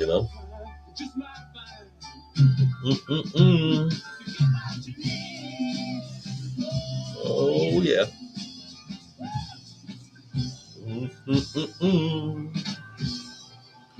Cool deal. All right, on to our next project, as we refer to them. All right, this is a Philadelphia International release, but it's an epic CBS cover. Now, here's why that happens, because Philly International Records is a subsidiary and was distributed by CBS Records. So they're allowed to have that. That's actually legit. All right, this is a demonstration copy, is listed on the bottom here. So there's a good chance that this catalog number that we're going to enter is going to be unique and specific for the promo version. I'll tell you in a minute. That is not what we're looking for. All right, so 2Z8. Oh, all right, my bad. I have one wrong number in here. 2Z8. There we go. And sure enough, it identifies the promo version. I love this website. Discogs never disappoints. It really, we find everything we need to, and then some in here. All right, so we've identified by catalog number, promo version. Let me make sure the labels match up. Again, I'm looking for font size, listings, layout, things like that. And this is a perfect match. There is some dead wax information available to share, which is kind of rare, again, because it's a promo copy. And there usually are not more than 2 variations of the pressing to that. Everything I need is there, right? So, another fine example of the process we put these things through. We get them properly graded, train them, get them conditioned. We're going to give this a VG plus grade, because I see just a few small scratches. This record has been played. There's some groove. You can notice the groove wear. It's not deep, but you can tell this record has been played even a couple times, but without any scratches. Is pretty cool. This side has a couple scratches. But again, that's where we come up with the evaluation that this is going to be a very good plus grade. Doom, doom. All right, again, we mentioned this is a generic cover, but it is a generic label cover. Somebody wrote the price on it. Now, that's okay. I'm fine with that. Just don't be putting that crap on the labels, all right? Cover VG. Right on. All right, so that's how that works. Put my name tag on it, crunch the numbers. God bless its little pointy head, but we need some inventory stickers. 2940, 950, 944, and voila, we're doing good. All right, first things first, we need to grab this out of here. Some bonehead, I'm going to use that word again, bonehead, put some price stickers on the label. Actually, that's not a price sticker. That's a DJ sticker that shows you what the beats per minute are. It shows that it fades. It's a 5-minute, 30-second record. It was put out in July 1984. He was working. That DJ, that's for working purposes. I'll let that slide. Anybody else? No. All right, so we've put in the catalog number. Now, usually this catalog number, when a prefix begins with a DMD, it takes us directly to a promotional version. And this is doing nothing. All right, so the band is called the Parking Meters. Let me put the word parking in here and see if that gets us closer. It does. And it identifies the promo version, which is identified here on the label. So we get a match so far. Let's pull this up, get the images of the label. Outside of this silly sticker, everything matches up.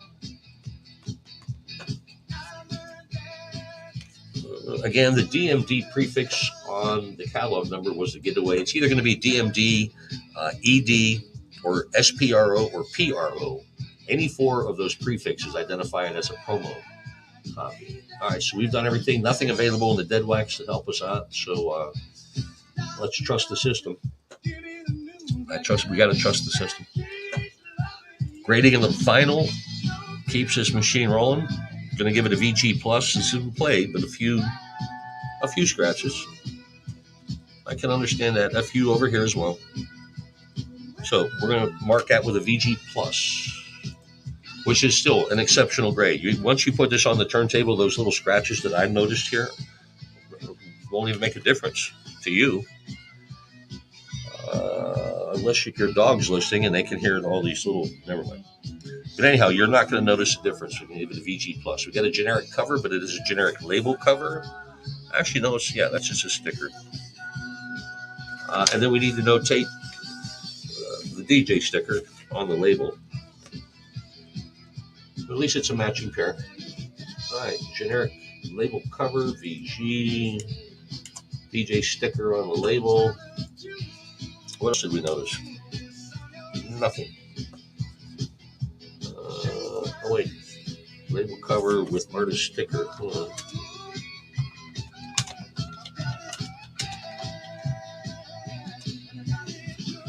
All right. We did even note that. I mean, that really blends in. I didn't even notice it at first, but that identifies the artist and the song. So we're good to go. We don't need to put an inventory sticker on that. So hi, welcome. My name's Bill. We're here at Bull Tracks Records in Clearwater, Florida. Beautiful day. It's like 70 degrees here. Spring break's coming. Hot college chicks in bikinis crowding my beach. It's hell. It's a living hell. But I volunteer for it every year. All right, our next is going to be 4th and Broadway, a band Was Not Was. That's Don Was, who's become a hugely successful producer. He's done all the last 4 or 5 Rolling Stones albums. Goofy looking guy. And a song called White People Can't Dance. I do remember this song. But we have a promo version because the prefix, the catalog number, begins with a PRO. A good bulk of what we've had in this batch here today have been promotional versions. But that's not a bad thing. All right, so we want the promo version. Was Not Was, produced by Don Was. And it was his brother. I forget his brother's name. Well, I can look it up. David Was, and then Don Was. That's what it was. And that's not his real name, by the way. They just called it that. But that's his professional name. All right, that's not what we're looking for. So what information we're looking for, we're going to make sure these labels match up first. Even though it's a promo version, there's not going to be very many variations. I like to double check. And I like to triple check, and I'll do that by utilizing the information in the dead wax. A key that I'm looking for that it shows here is the SRC logo, which I see here out of the corner of my eye. Most times you can see that even without a magnifying glass. This is a stamp for Specialty Records Corporation, and it lets you know that that was the pressing plant and that this is an original pressing. It's not a repress or reissue. And the other information matches up. Again, being a promotional version, there's not going to be a lot of variations. So we've identified this one. We can get it listed on our fabulous website, which is right here over my right shoulder, bulltracksrecords.com. A lot of stuff in the dead wax on this record, and you can clearly see that. I don't care who you are. Let me get it closer, actually. There's just stuff, scratches and scuffs, but it's in the dead wax. It's not in the grooves. When I focus on the grooves, I see a few scratches. But here's what's going to happen with this record. Someone's going to open it up and they're going to see all this stuff in the dead wax and think, hey, you blew it, Bill. Uh, Dead wax doesn't matter, but I'm going to give this a VG just based on this junk. And it's not buffing out either. So that's going to be the explanation, the reasoning behind that. Again, we're going to go VG. But that's what we got to do, man. Sometimes it's a hard job. It's tough love. But I gotta show that love. All right. Island Records. Hold on. All right, distributed by Island Records. So we do have a match here. 4th and Broadway records were apparently distributed by Island Records. I never knew that. I thought I knew everything. And usually I do know everything. But anyhow, it's going to be a generic label cover, VG. Anything else we need to know? Nothing. All right. Let's add my name tag, crunch the numbers, and produce the inventory sticker. How about that? More people are watching. Thank you. Our goal is to break the internet. Maybe not today, but our goal is to break the internet. 2940, 967, 846. All right, so my stomach just made that growl, that one that says eat now or I'm going to eat you. So give me about 10 minutes. I'll get right back. We'll do some more grading, wrap up broadcast today, get ready for the weekend. There you go. Green Stew's going to handle for now. Again, give me like 10 minutes.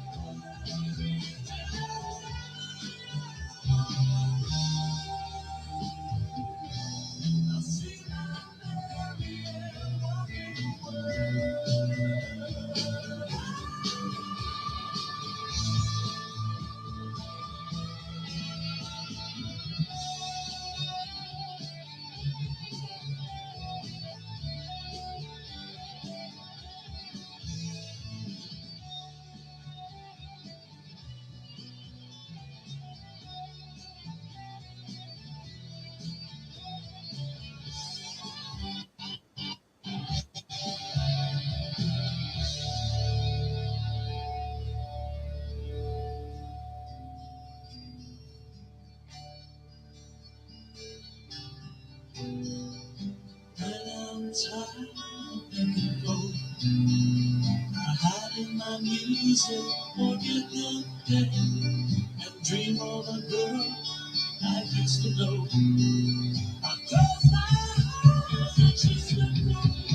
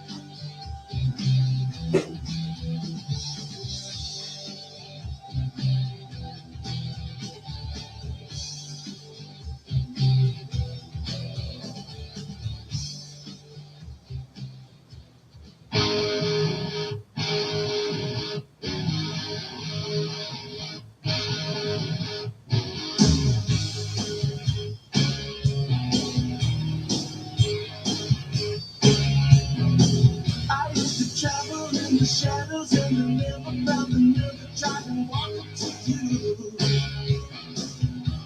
But now I am a man and I know that there's no time to waste, there's too much to lose.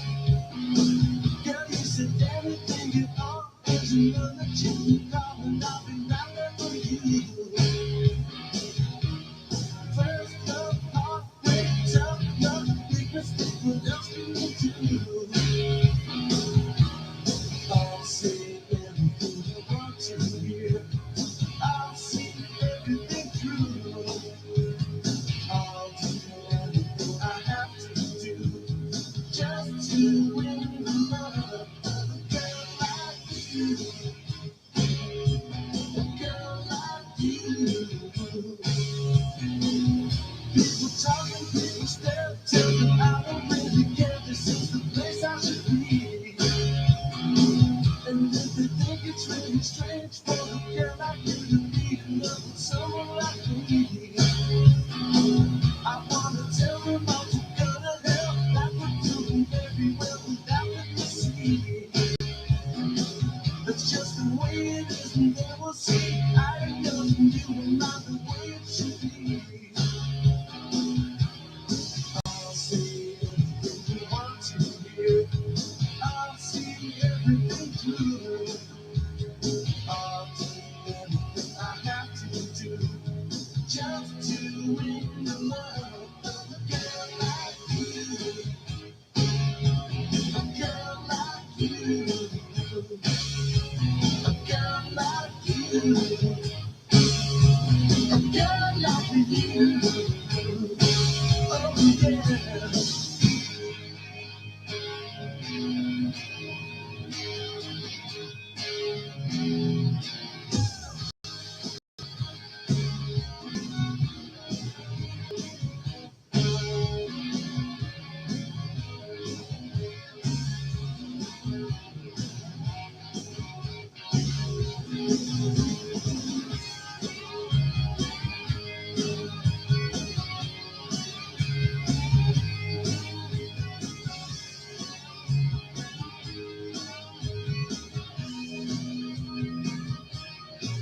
Now I see a little while, there's no holding back and trying to get a message to you. I won't take anything to anyone. I won't walk an hour where I feel it with you. London, Washington, anywhere you are, we're together with me. Inside, outside, got my pride. I will never take it from me. I'll say anything you want to hear. I'll see everything through.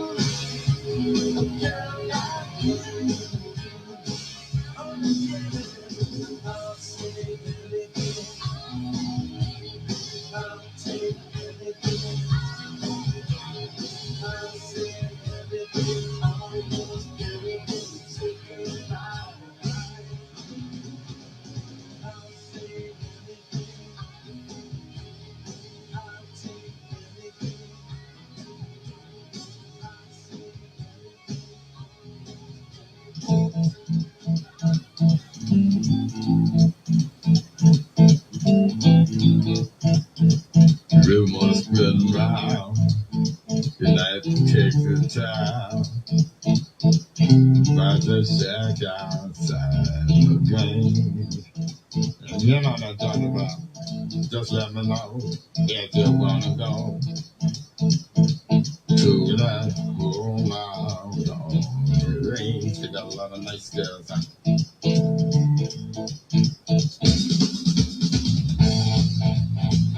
with you.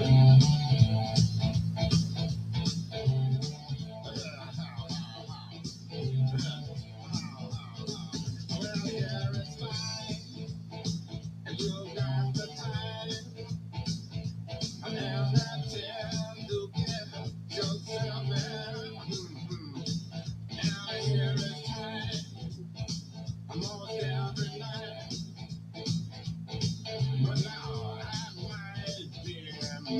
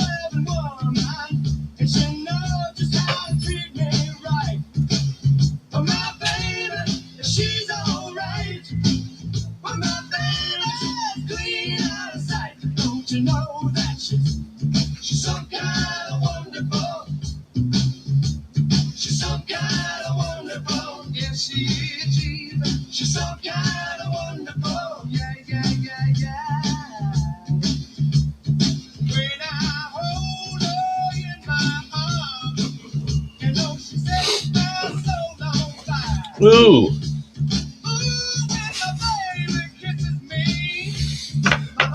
Hi, kids. Let me check something here.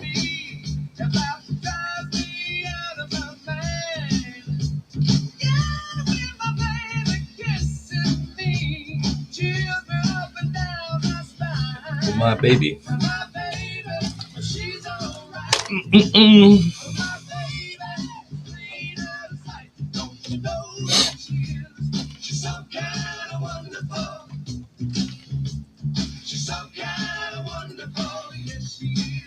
All right, we'll let everybody gather again.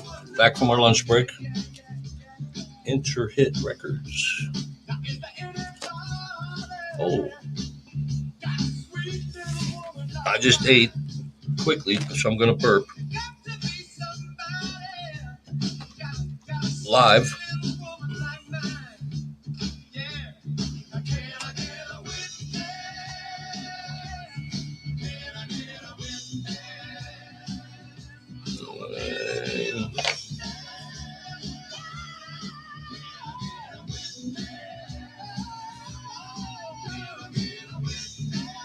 I'm looking.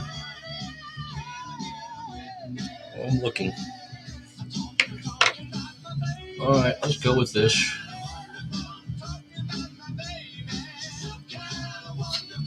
All right, everybody assembled again. Welcome back to the broadcast. We are doing our thing here at Bull Tracks Records. Well, I guess it says so on our name thing there, too. And I am Bill, your host. I'm just throwing a few warm-up pitches here before we get back into the game, if you don't mind. Got to get loose, man. Got a PG Plus for that. Got a generic cover, generic label cover. A stick. Oh, wait, hold on.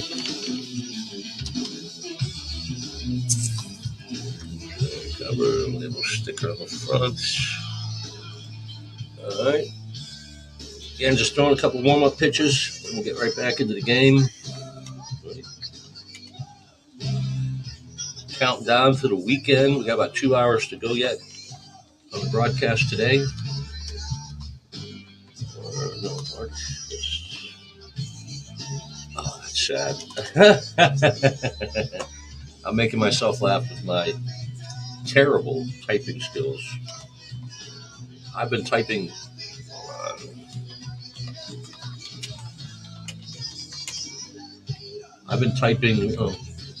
In radio, we had computers and all that stuff, but I've been nothing more than a two-finger typer my whole career.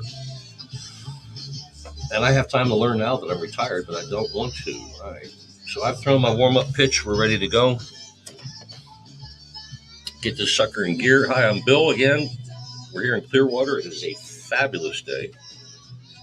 We got a big weekend coming up. We got great weather. We got a big seafood and blues festival going on up the street from my house. All right, we don't need an identifier there. Whatever you do, I hope you have as much fun as I'm going to. All right. So let's get back into the process here. What we do, Grade and Vinyl Records, 20th Century Vista. 20th Century Vista. Never heard of that. Interesting. Shy Sound Records. There's a lot of different things on this that I've never seen before. So let's dig in. That's my job. Find out what the hell's going on here. Well, needs a new inner sleeve, that's for sure. All right, we start our process. We use a website called discogs.com, which is universally known as the mega home of anything vinyl. The depth and the width of knowledge and information that this thing has is phenomenal. But they have a search engine that will assist us with a catalog number, which is clear here on the label of this release. And it's a very simple catalog number, but it does take us directly to Jean Chandler. Does she have a friend? The 12-inch, 33 1/3. Does she have a friend? There we go. Boy, who hadn't asked that question? Does she have a friend? Yeah, maybe. But anyhow, I really didn't think we were going to be able to find this, but boy, we zeroed in on it quickly, especially the images on the label with this Shy Sound Records logo that I need to see. That's unique. I've never seen one like that, well, at least with the 20th Century Fox logo, too. But that's all identified here on the picture comparisons that we have on the directory here at Discogs. There is dead wax information available. It's a collection of numbers and letters that will help identify the label, the catalog number, the pressing plant in most cases, who mastered it. F1, in this case, mastered by Capital. That identifier is right here. Everything that I need to see has been seen and it matches up. So we can go ahead and hit the green light on this as far as getting it listed. I'm looking at it while I'm getting ready to do that. I see some slight groove wear here. The groove wear, you're probably not going to see it. I'm just wasting time. Groove wear is not a bad thing. I mean, it goes in the direction of the grooves. That particular groove is a little deeper than the rest of the vinyl. And it's really just like a little 2-second portion of it here that is actually showing. But it is showing, and I see it. And there's some slight scratches. Whenever I see that groove wear, I got it. Again, I don't consider it a bad thing, but the graders do. Shit. I'm going to give this a VG grade. That's for the vinyl. We have a generic cover, but it is a generic label cover. I'm going to get rid of this. That is not necessary. Oh, well. So I just got a text. We may have to wrap up a little early today. I got to take care of some things. All right, so this is a generic label cover. I'm going to give it a VG plus. Edge cornerware. I'm going to give it a VG grade, actually. Again, there are no identifiers on this as far as artist and titles, so we'll have to apply another one of our fabulous Post-it notes that'll include a catalog number, an inventory number that we use, 2941.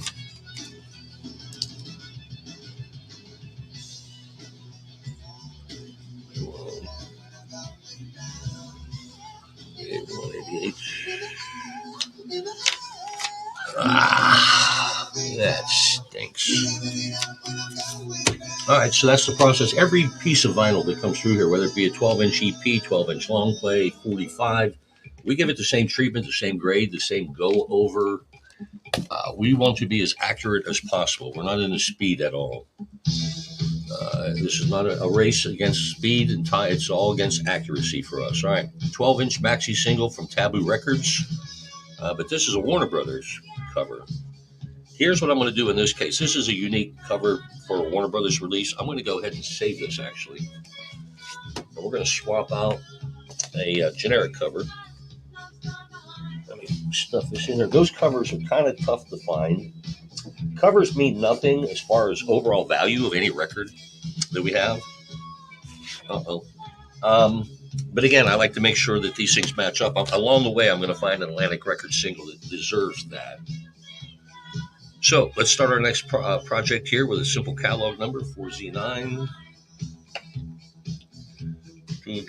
73 304. All right.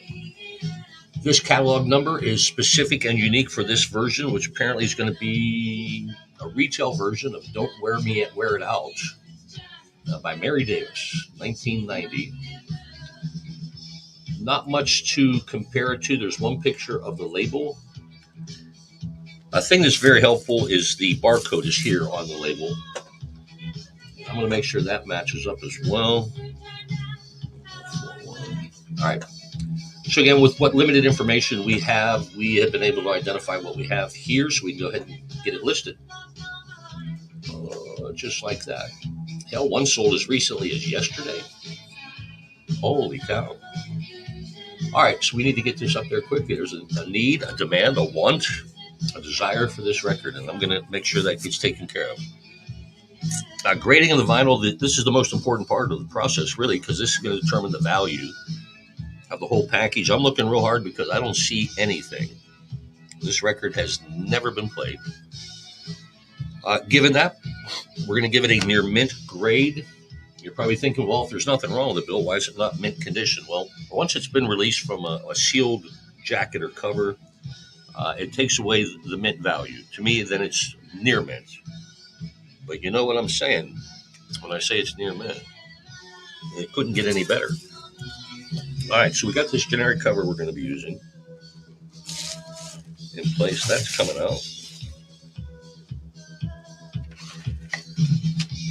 And again, the covers have no bearing at all on the overall value. I just swapped that one out because it's going to be nice to have that Atlantic Records custom cover on an Atlantic Records 12-inch.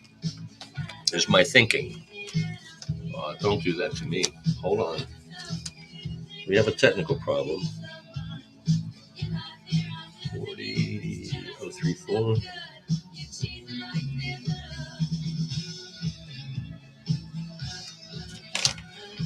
And there it is.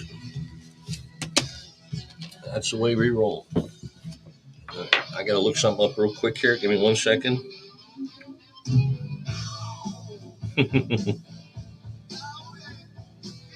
Now you get to watch me text on my phone. This is quality broadcast material. It really is.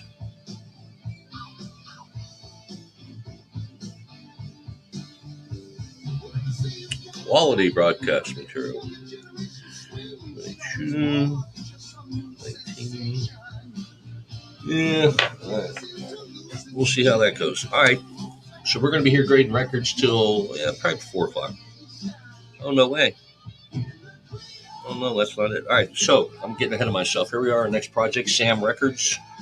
Again, this is a small label, but they have their own custom generic 12-inch covers. That tells me right away that this record label, specialized in just doing 12-inch maxi singles, EPs, whatever you want to call them. And this will be another one of them. This is Richard Rogers, and I'll Be Your Dream Lover. Their prefix for their catalog number begins with SAM, which makes a lot of sense. Catalog number takes us right to Dream Lover. This is going to be a retail version. Another helpful assist tool is the barcode here on the label. And that's going to be the only identifier that we're going to be able to get other than the picture matches because there's no dead wax information. Although there are plenty of numbers and letters. Let's see, do I see Herbie's name? No, I don't. Again, with the limited information that we do have, we have found an exact match. So we can put this list is for sale. And again, the barcode was the difference maker and helper for us. All right, so let's go ahead and wind this up. I'll wind it up. Got a...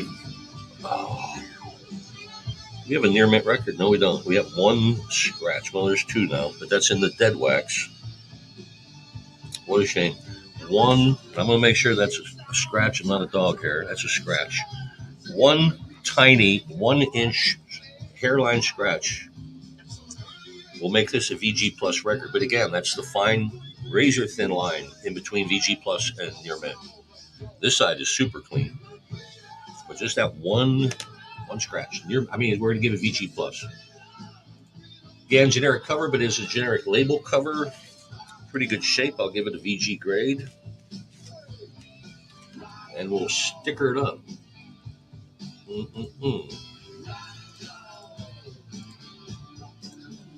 All right. So again, appreciate everybody joining us today. Got a couple new viewers. Thank you. I'm Bill. I should be wearing a name tag.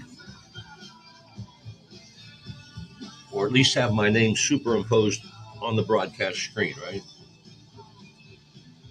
That's what all the big talents do.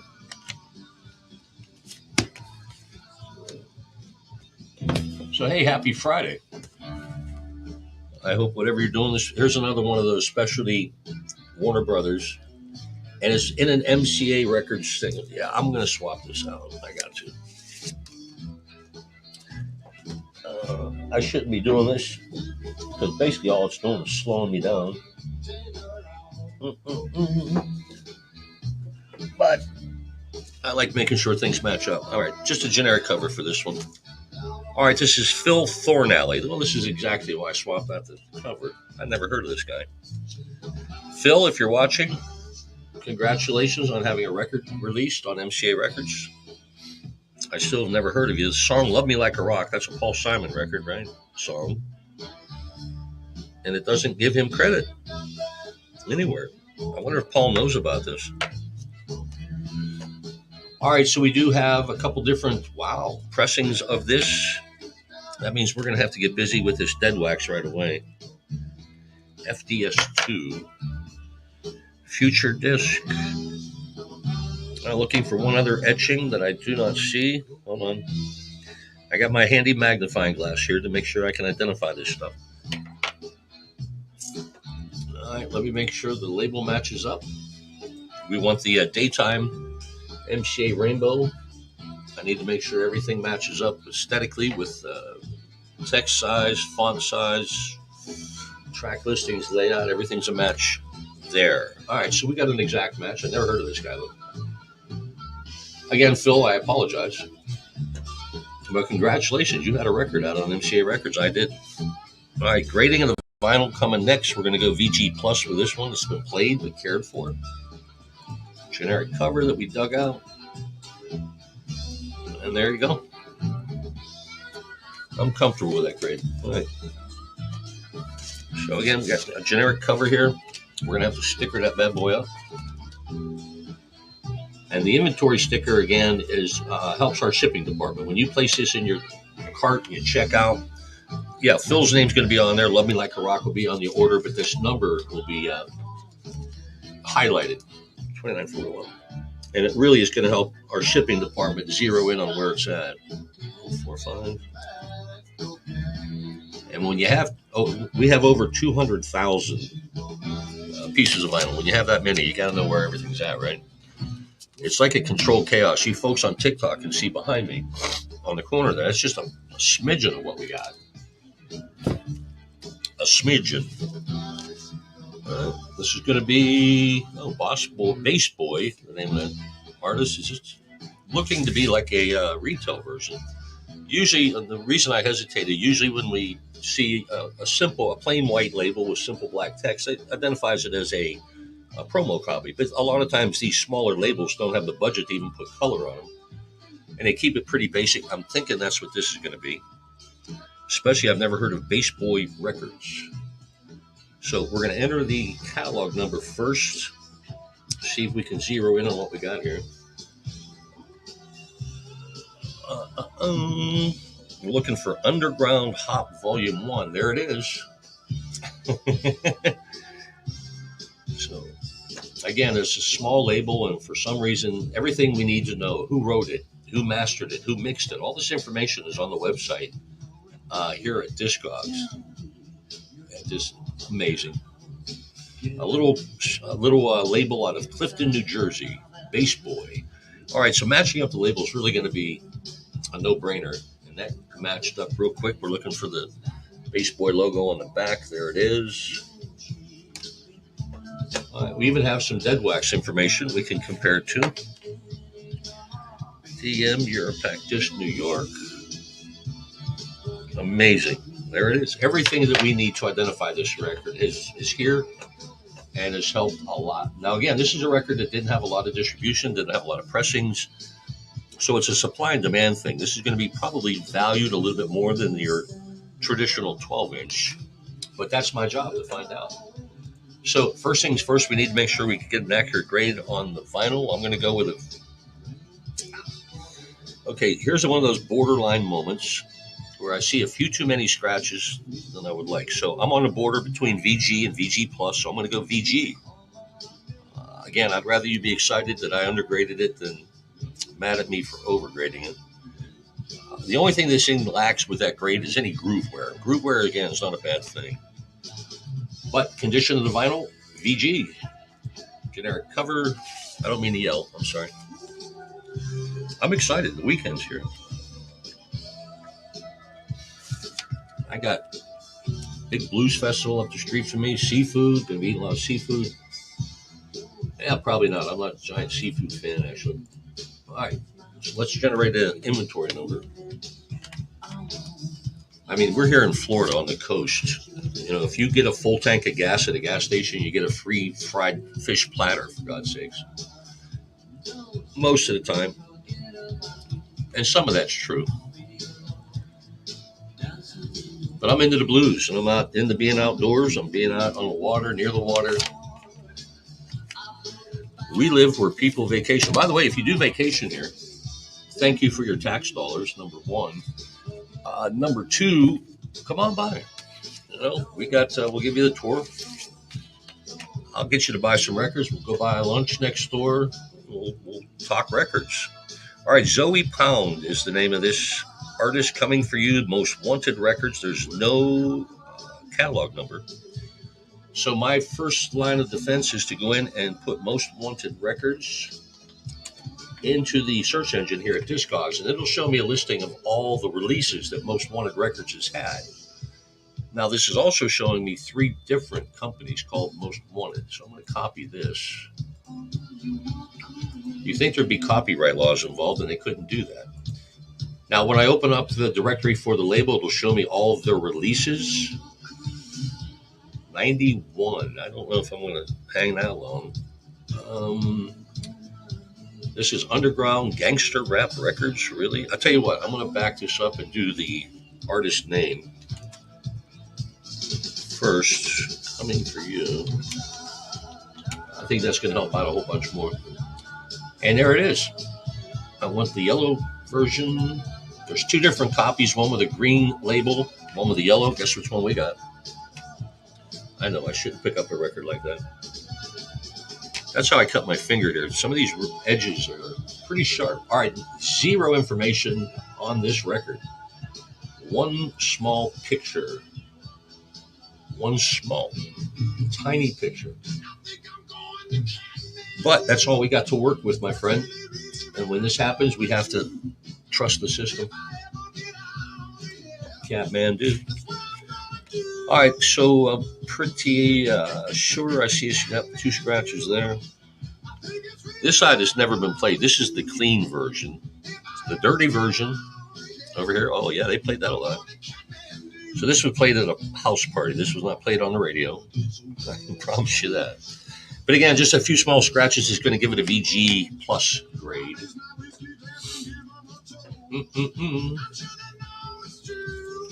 VG plus, that's a go. Generic for the cover, that's a go. Doom-de-doom. All right, just like that, we have another fabulous addition to the ever-growing inventory here at Bull Tracks Records. All right, 2941. Wait a minute. 57.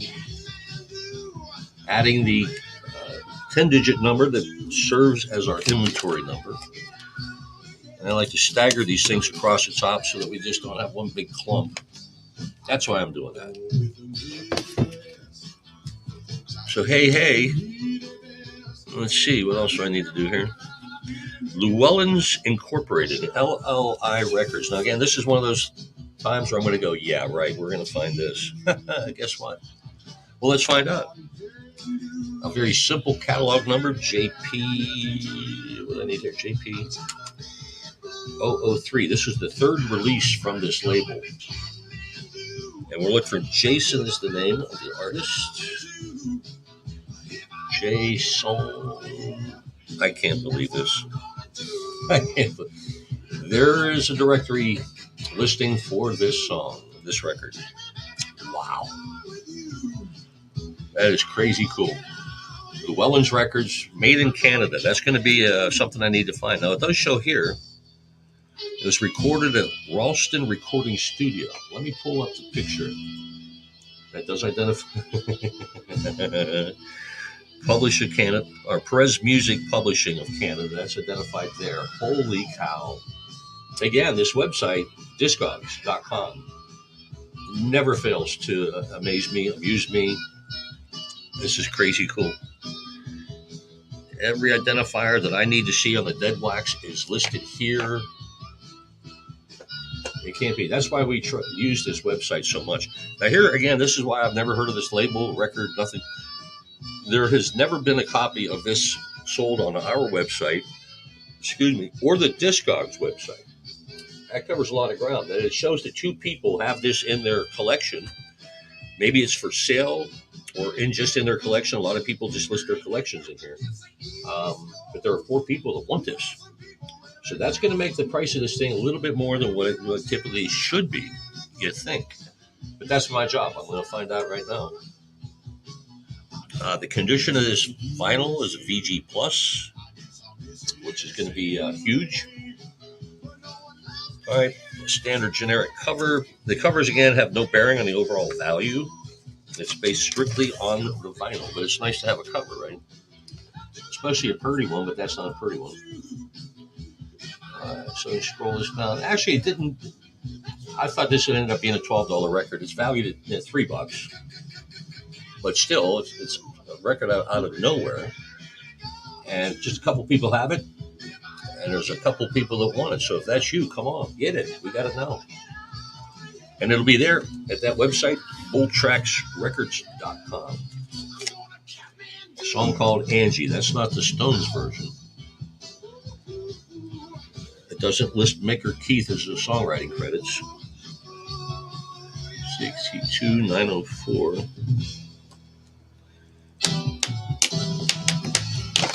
Rockin' and rollin'. All right, guys, replenish some records. Take a 2-minute breather. We'll get the party into the home stretch here in just a couple of minutes. Thanks for being with us.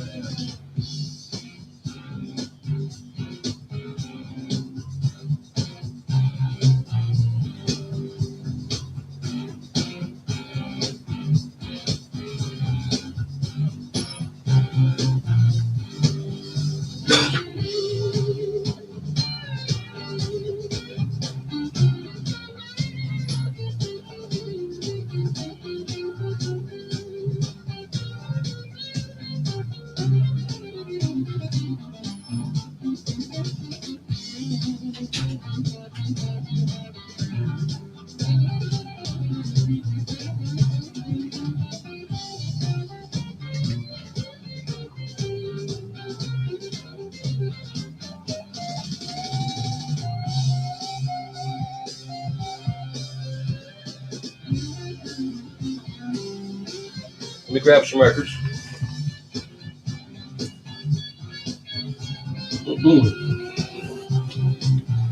Because we got records.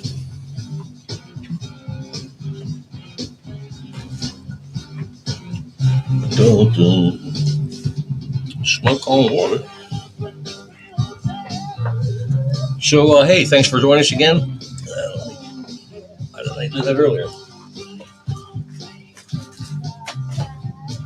Emptying thy pockets. Big round of applause to Mr. Grinch for helping out.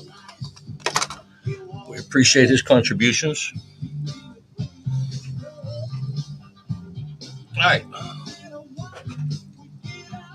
So again, thank you for hanging with us here today.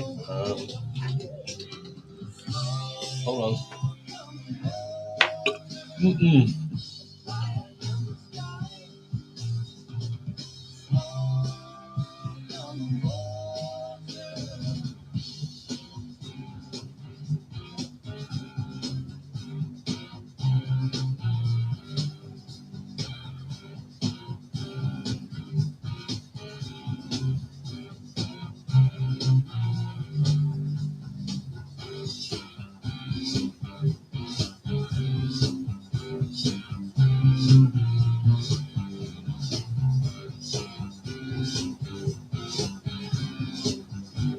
Cool deal.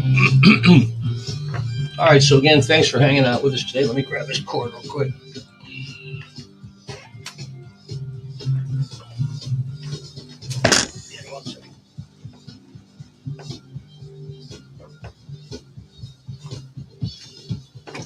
All right. Again, thank you to everybody for watching. Being a part of the process here, we're grading vinyl records at oldtracksrecords.com. That's us. Love us or leave us. But thank you for loving us. So we got a diamond? What does that mean?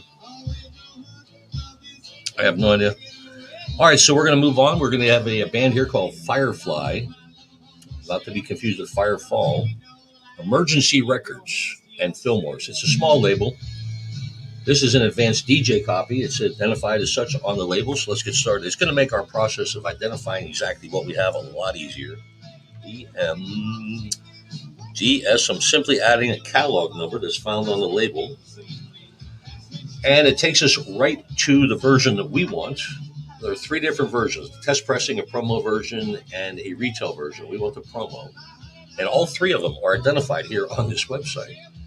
Discogs.com. It's just, again, the depth, the width, the information, the knowledge in here is mind-boggling. It really is. All right, so we're getting a lot of information here that we can match up. First, let's look at the labels, make sure everything there lines up. Perfect. Our third line of defense is going to be inside the dead wax area here. That's the area in between the last groove of the music, the beginning of the label. Nothing there. Dead wax. We're looking for a guy named Herbie Jr. His etched name. He's the guy that mastered this thing.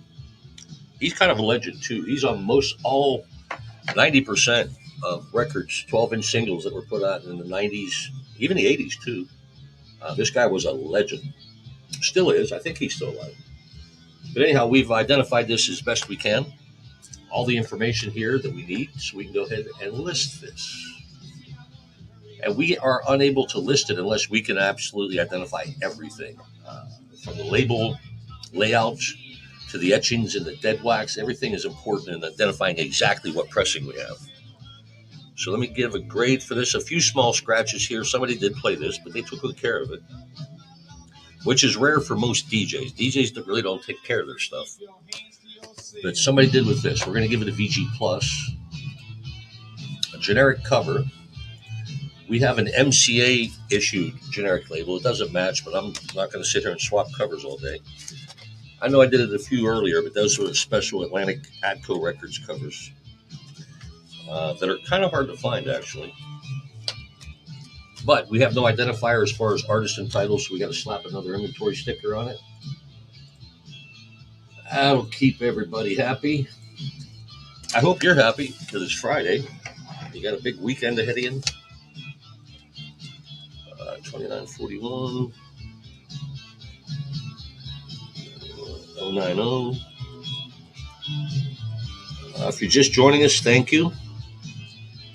Good to have you on board. We got a big seafood blues festival here called the Sea Blues Festival in downtown Clearwater. That's where I live. I live about 2 miles from downtown.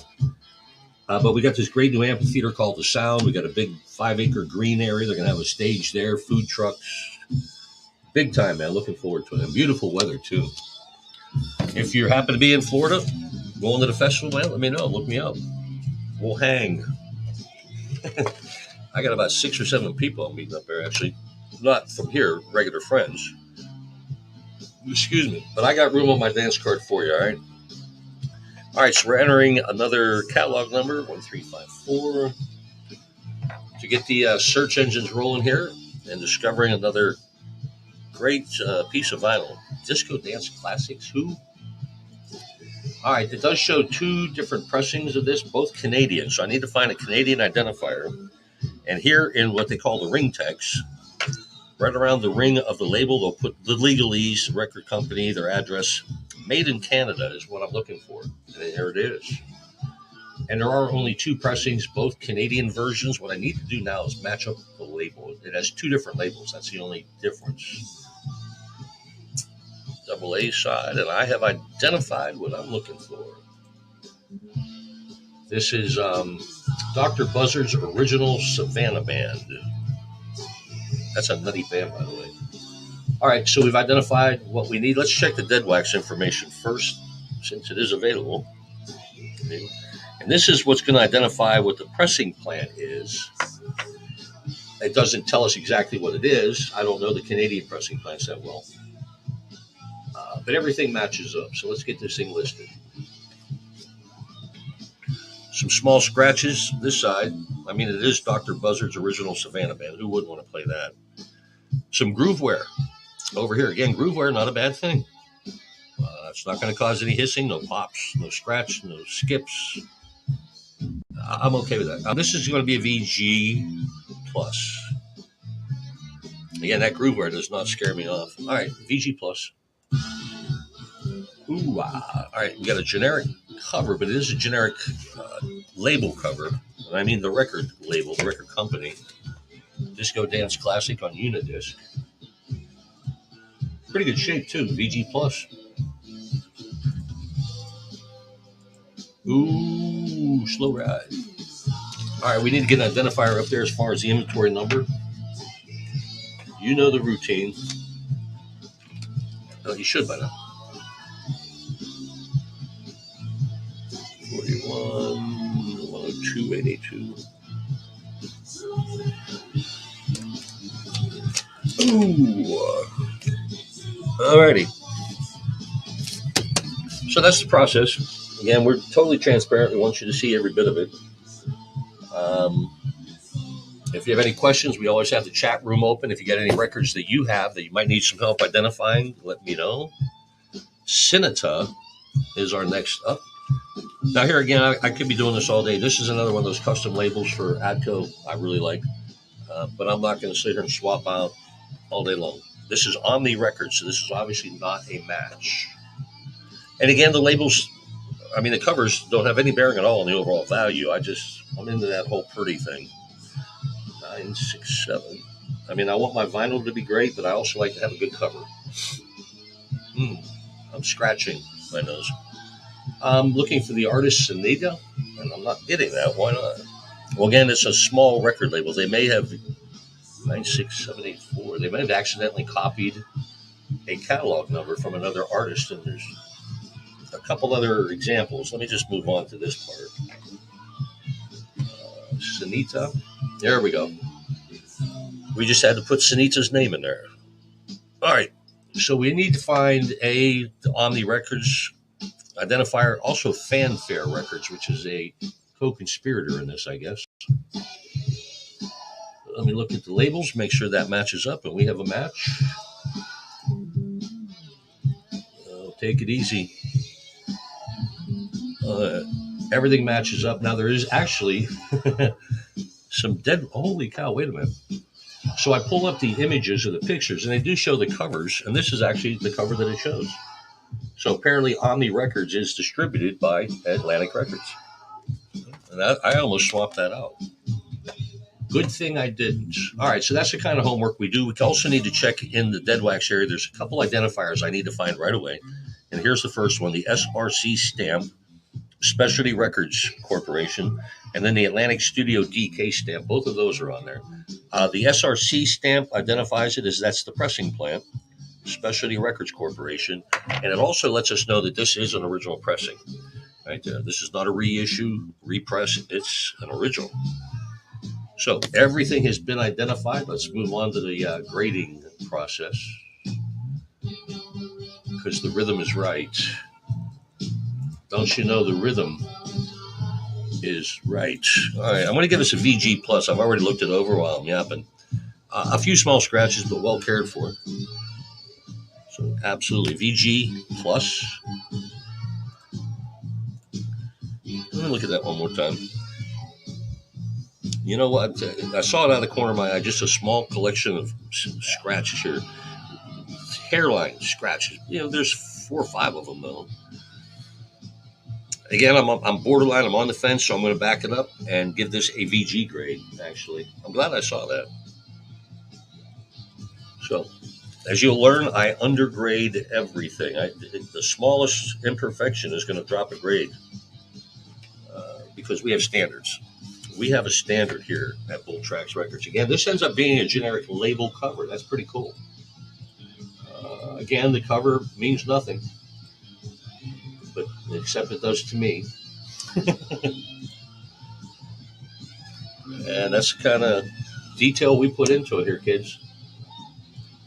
All right, so again, even though it is a generic label cover, we're still going to need to sticker it up. Sticker it up. 2941. Again, thank you so much for making this a part of your day. We are grateful for the opportunity to entertain you and educate you. We didn't do much entertaining today, really. I left my joke book at home. All right. Well, we're knocking them out today, kid. Motown Records. This is going to be a promo copy. I already see the identifier here on the label. This is Shanice, and I wish. What kind of number is this? Let me put this in. This is going to take a little time. Because with me and my 2-finger typing ability. Well, here we go. We have a promo version for I Wish by Shanice. I don't want the CD version. I want the LP. Does this look like a CD? No. So let me scroll through the available options. There are just one. There is just one pressing for a promo edition of this. So again, this is going to cut our search time down considerably. I'm just looking it over one time. Everything on the label matches. We're good to go there. Right. And again, usually with the promotional versions, there's not going to be a lot of dead wax information to share. I do see something out of the corner of my eye, and that's the SRC logo, and I like to see that. That means that it's an SRC, Specialty Records Corporation pressing, and an original pressing. So that's a perfect match. Let's get it listed. Woohoo! Looking for scratches, scuff marks, chips, peanut butter. We saw peanut butter one today. But this is going to get down as a VG plus, just a few small scratches. And again, I can't overemphasize that it's a very thin line between VG plus and near mint. It takes just one scratch in this instance. And I've lost that scratch. I know it's here though. There it is. It's just one small scratch that makes the difference. You're not going to notice it unless you're putting your nose right into it like I am. It won't make a world of difference. You're not going to hear it. Your needle's not going to feel it. Your stylus, I should say. All right, so we've identified this as a near mint record. Clearly. Nope, there's that scratch. I knew it was there. That one small scratch, and there it is. What a shame. All right, let me back this one down. And again, that's going to change the difference in the price on this. Let's see, the value. It's not that big a difference. It really isn't. But again, as you can tell, you're getting a near perfect record. You really are. All right, so let's get it back into a sleeve. A generic Motown 12-inch single cover.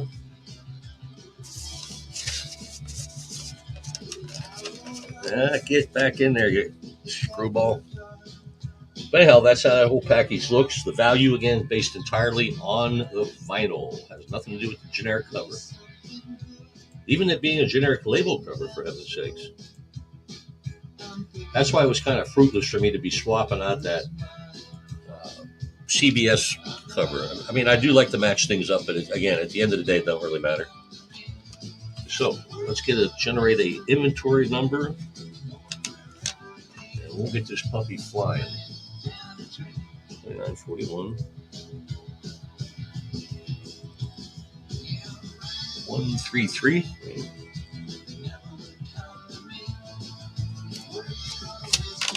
And there you have it, my friends. Running down the dream. Hold on, I got a quick text here. I mean, this is the exciting part of the broadcast. You get to watch me text.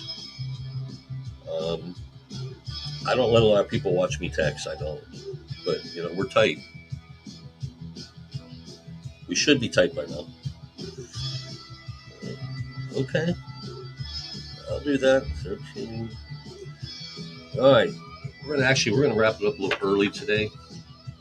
Because it's Friday and it's a beautiful day. And I want to be outside. All right. So we're looking forward to the theme from Jaws, apparently. Flamingo, Quiet Village, no. Why does it say Jaws on it? All right. Well, there it is. It says Jaws. I thought we were going to get the Jaws soundtrack, but no. All right, so this is an artist called Lalo Schifrin.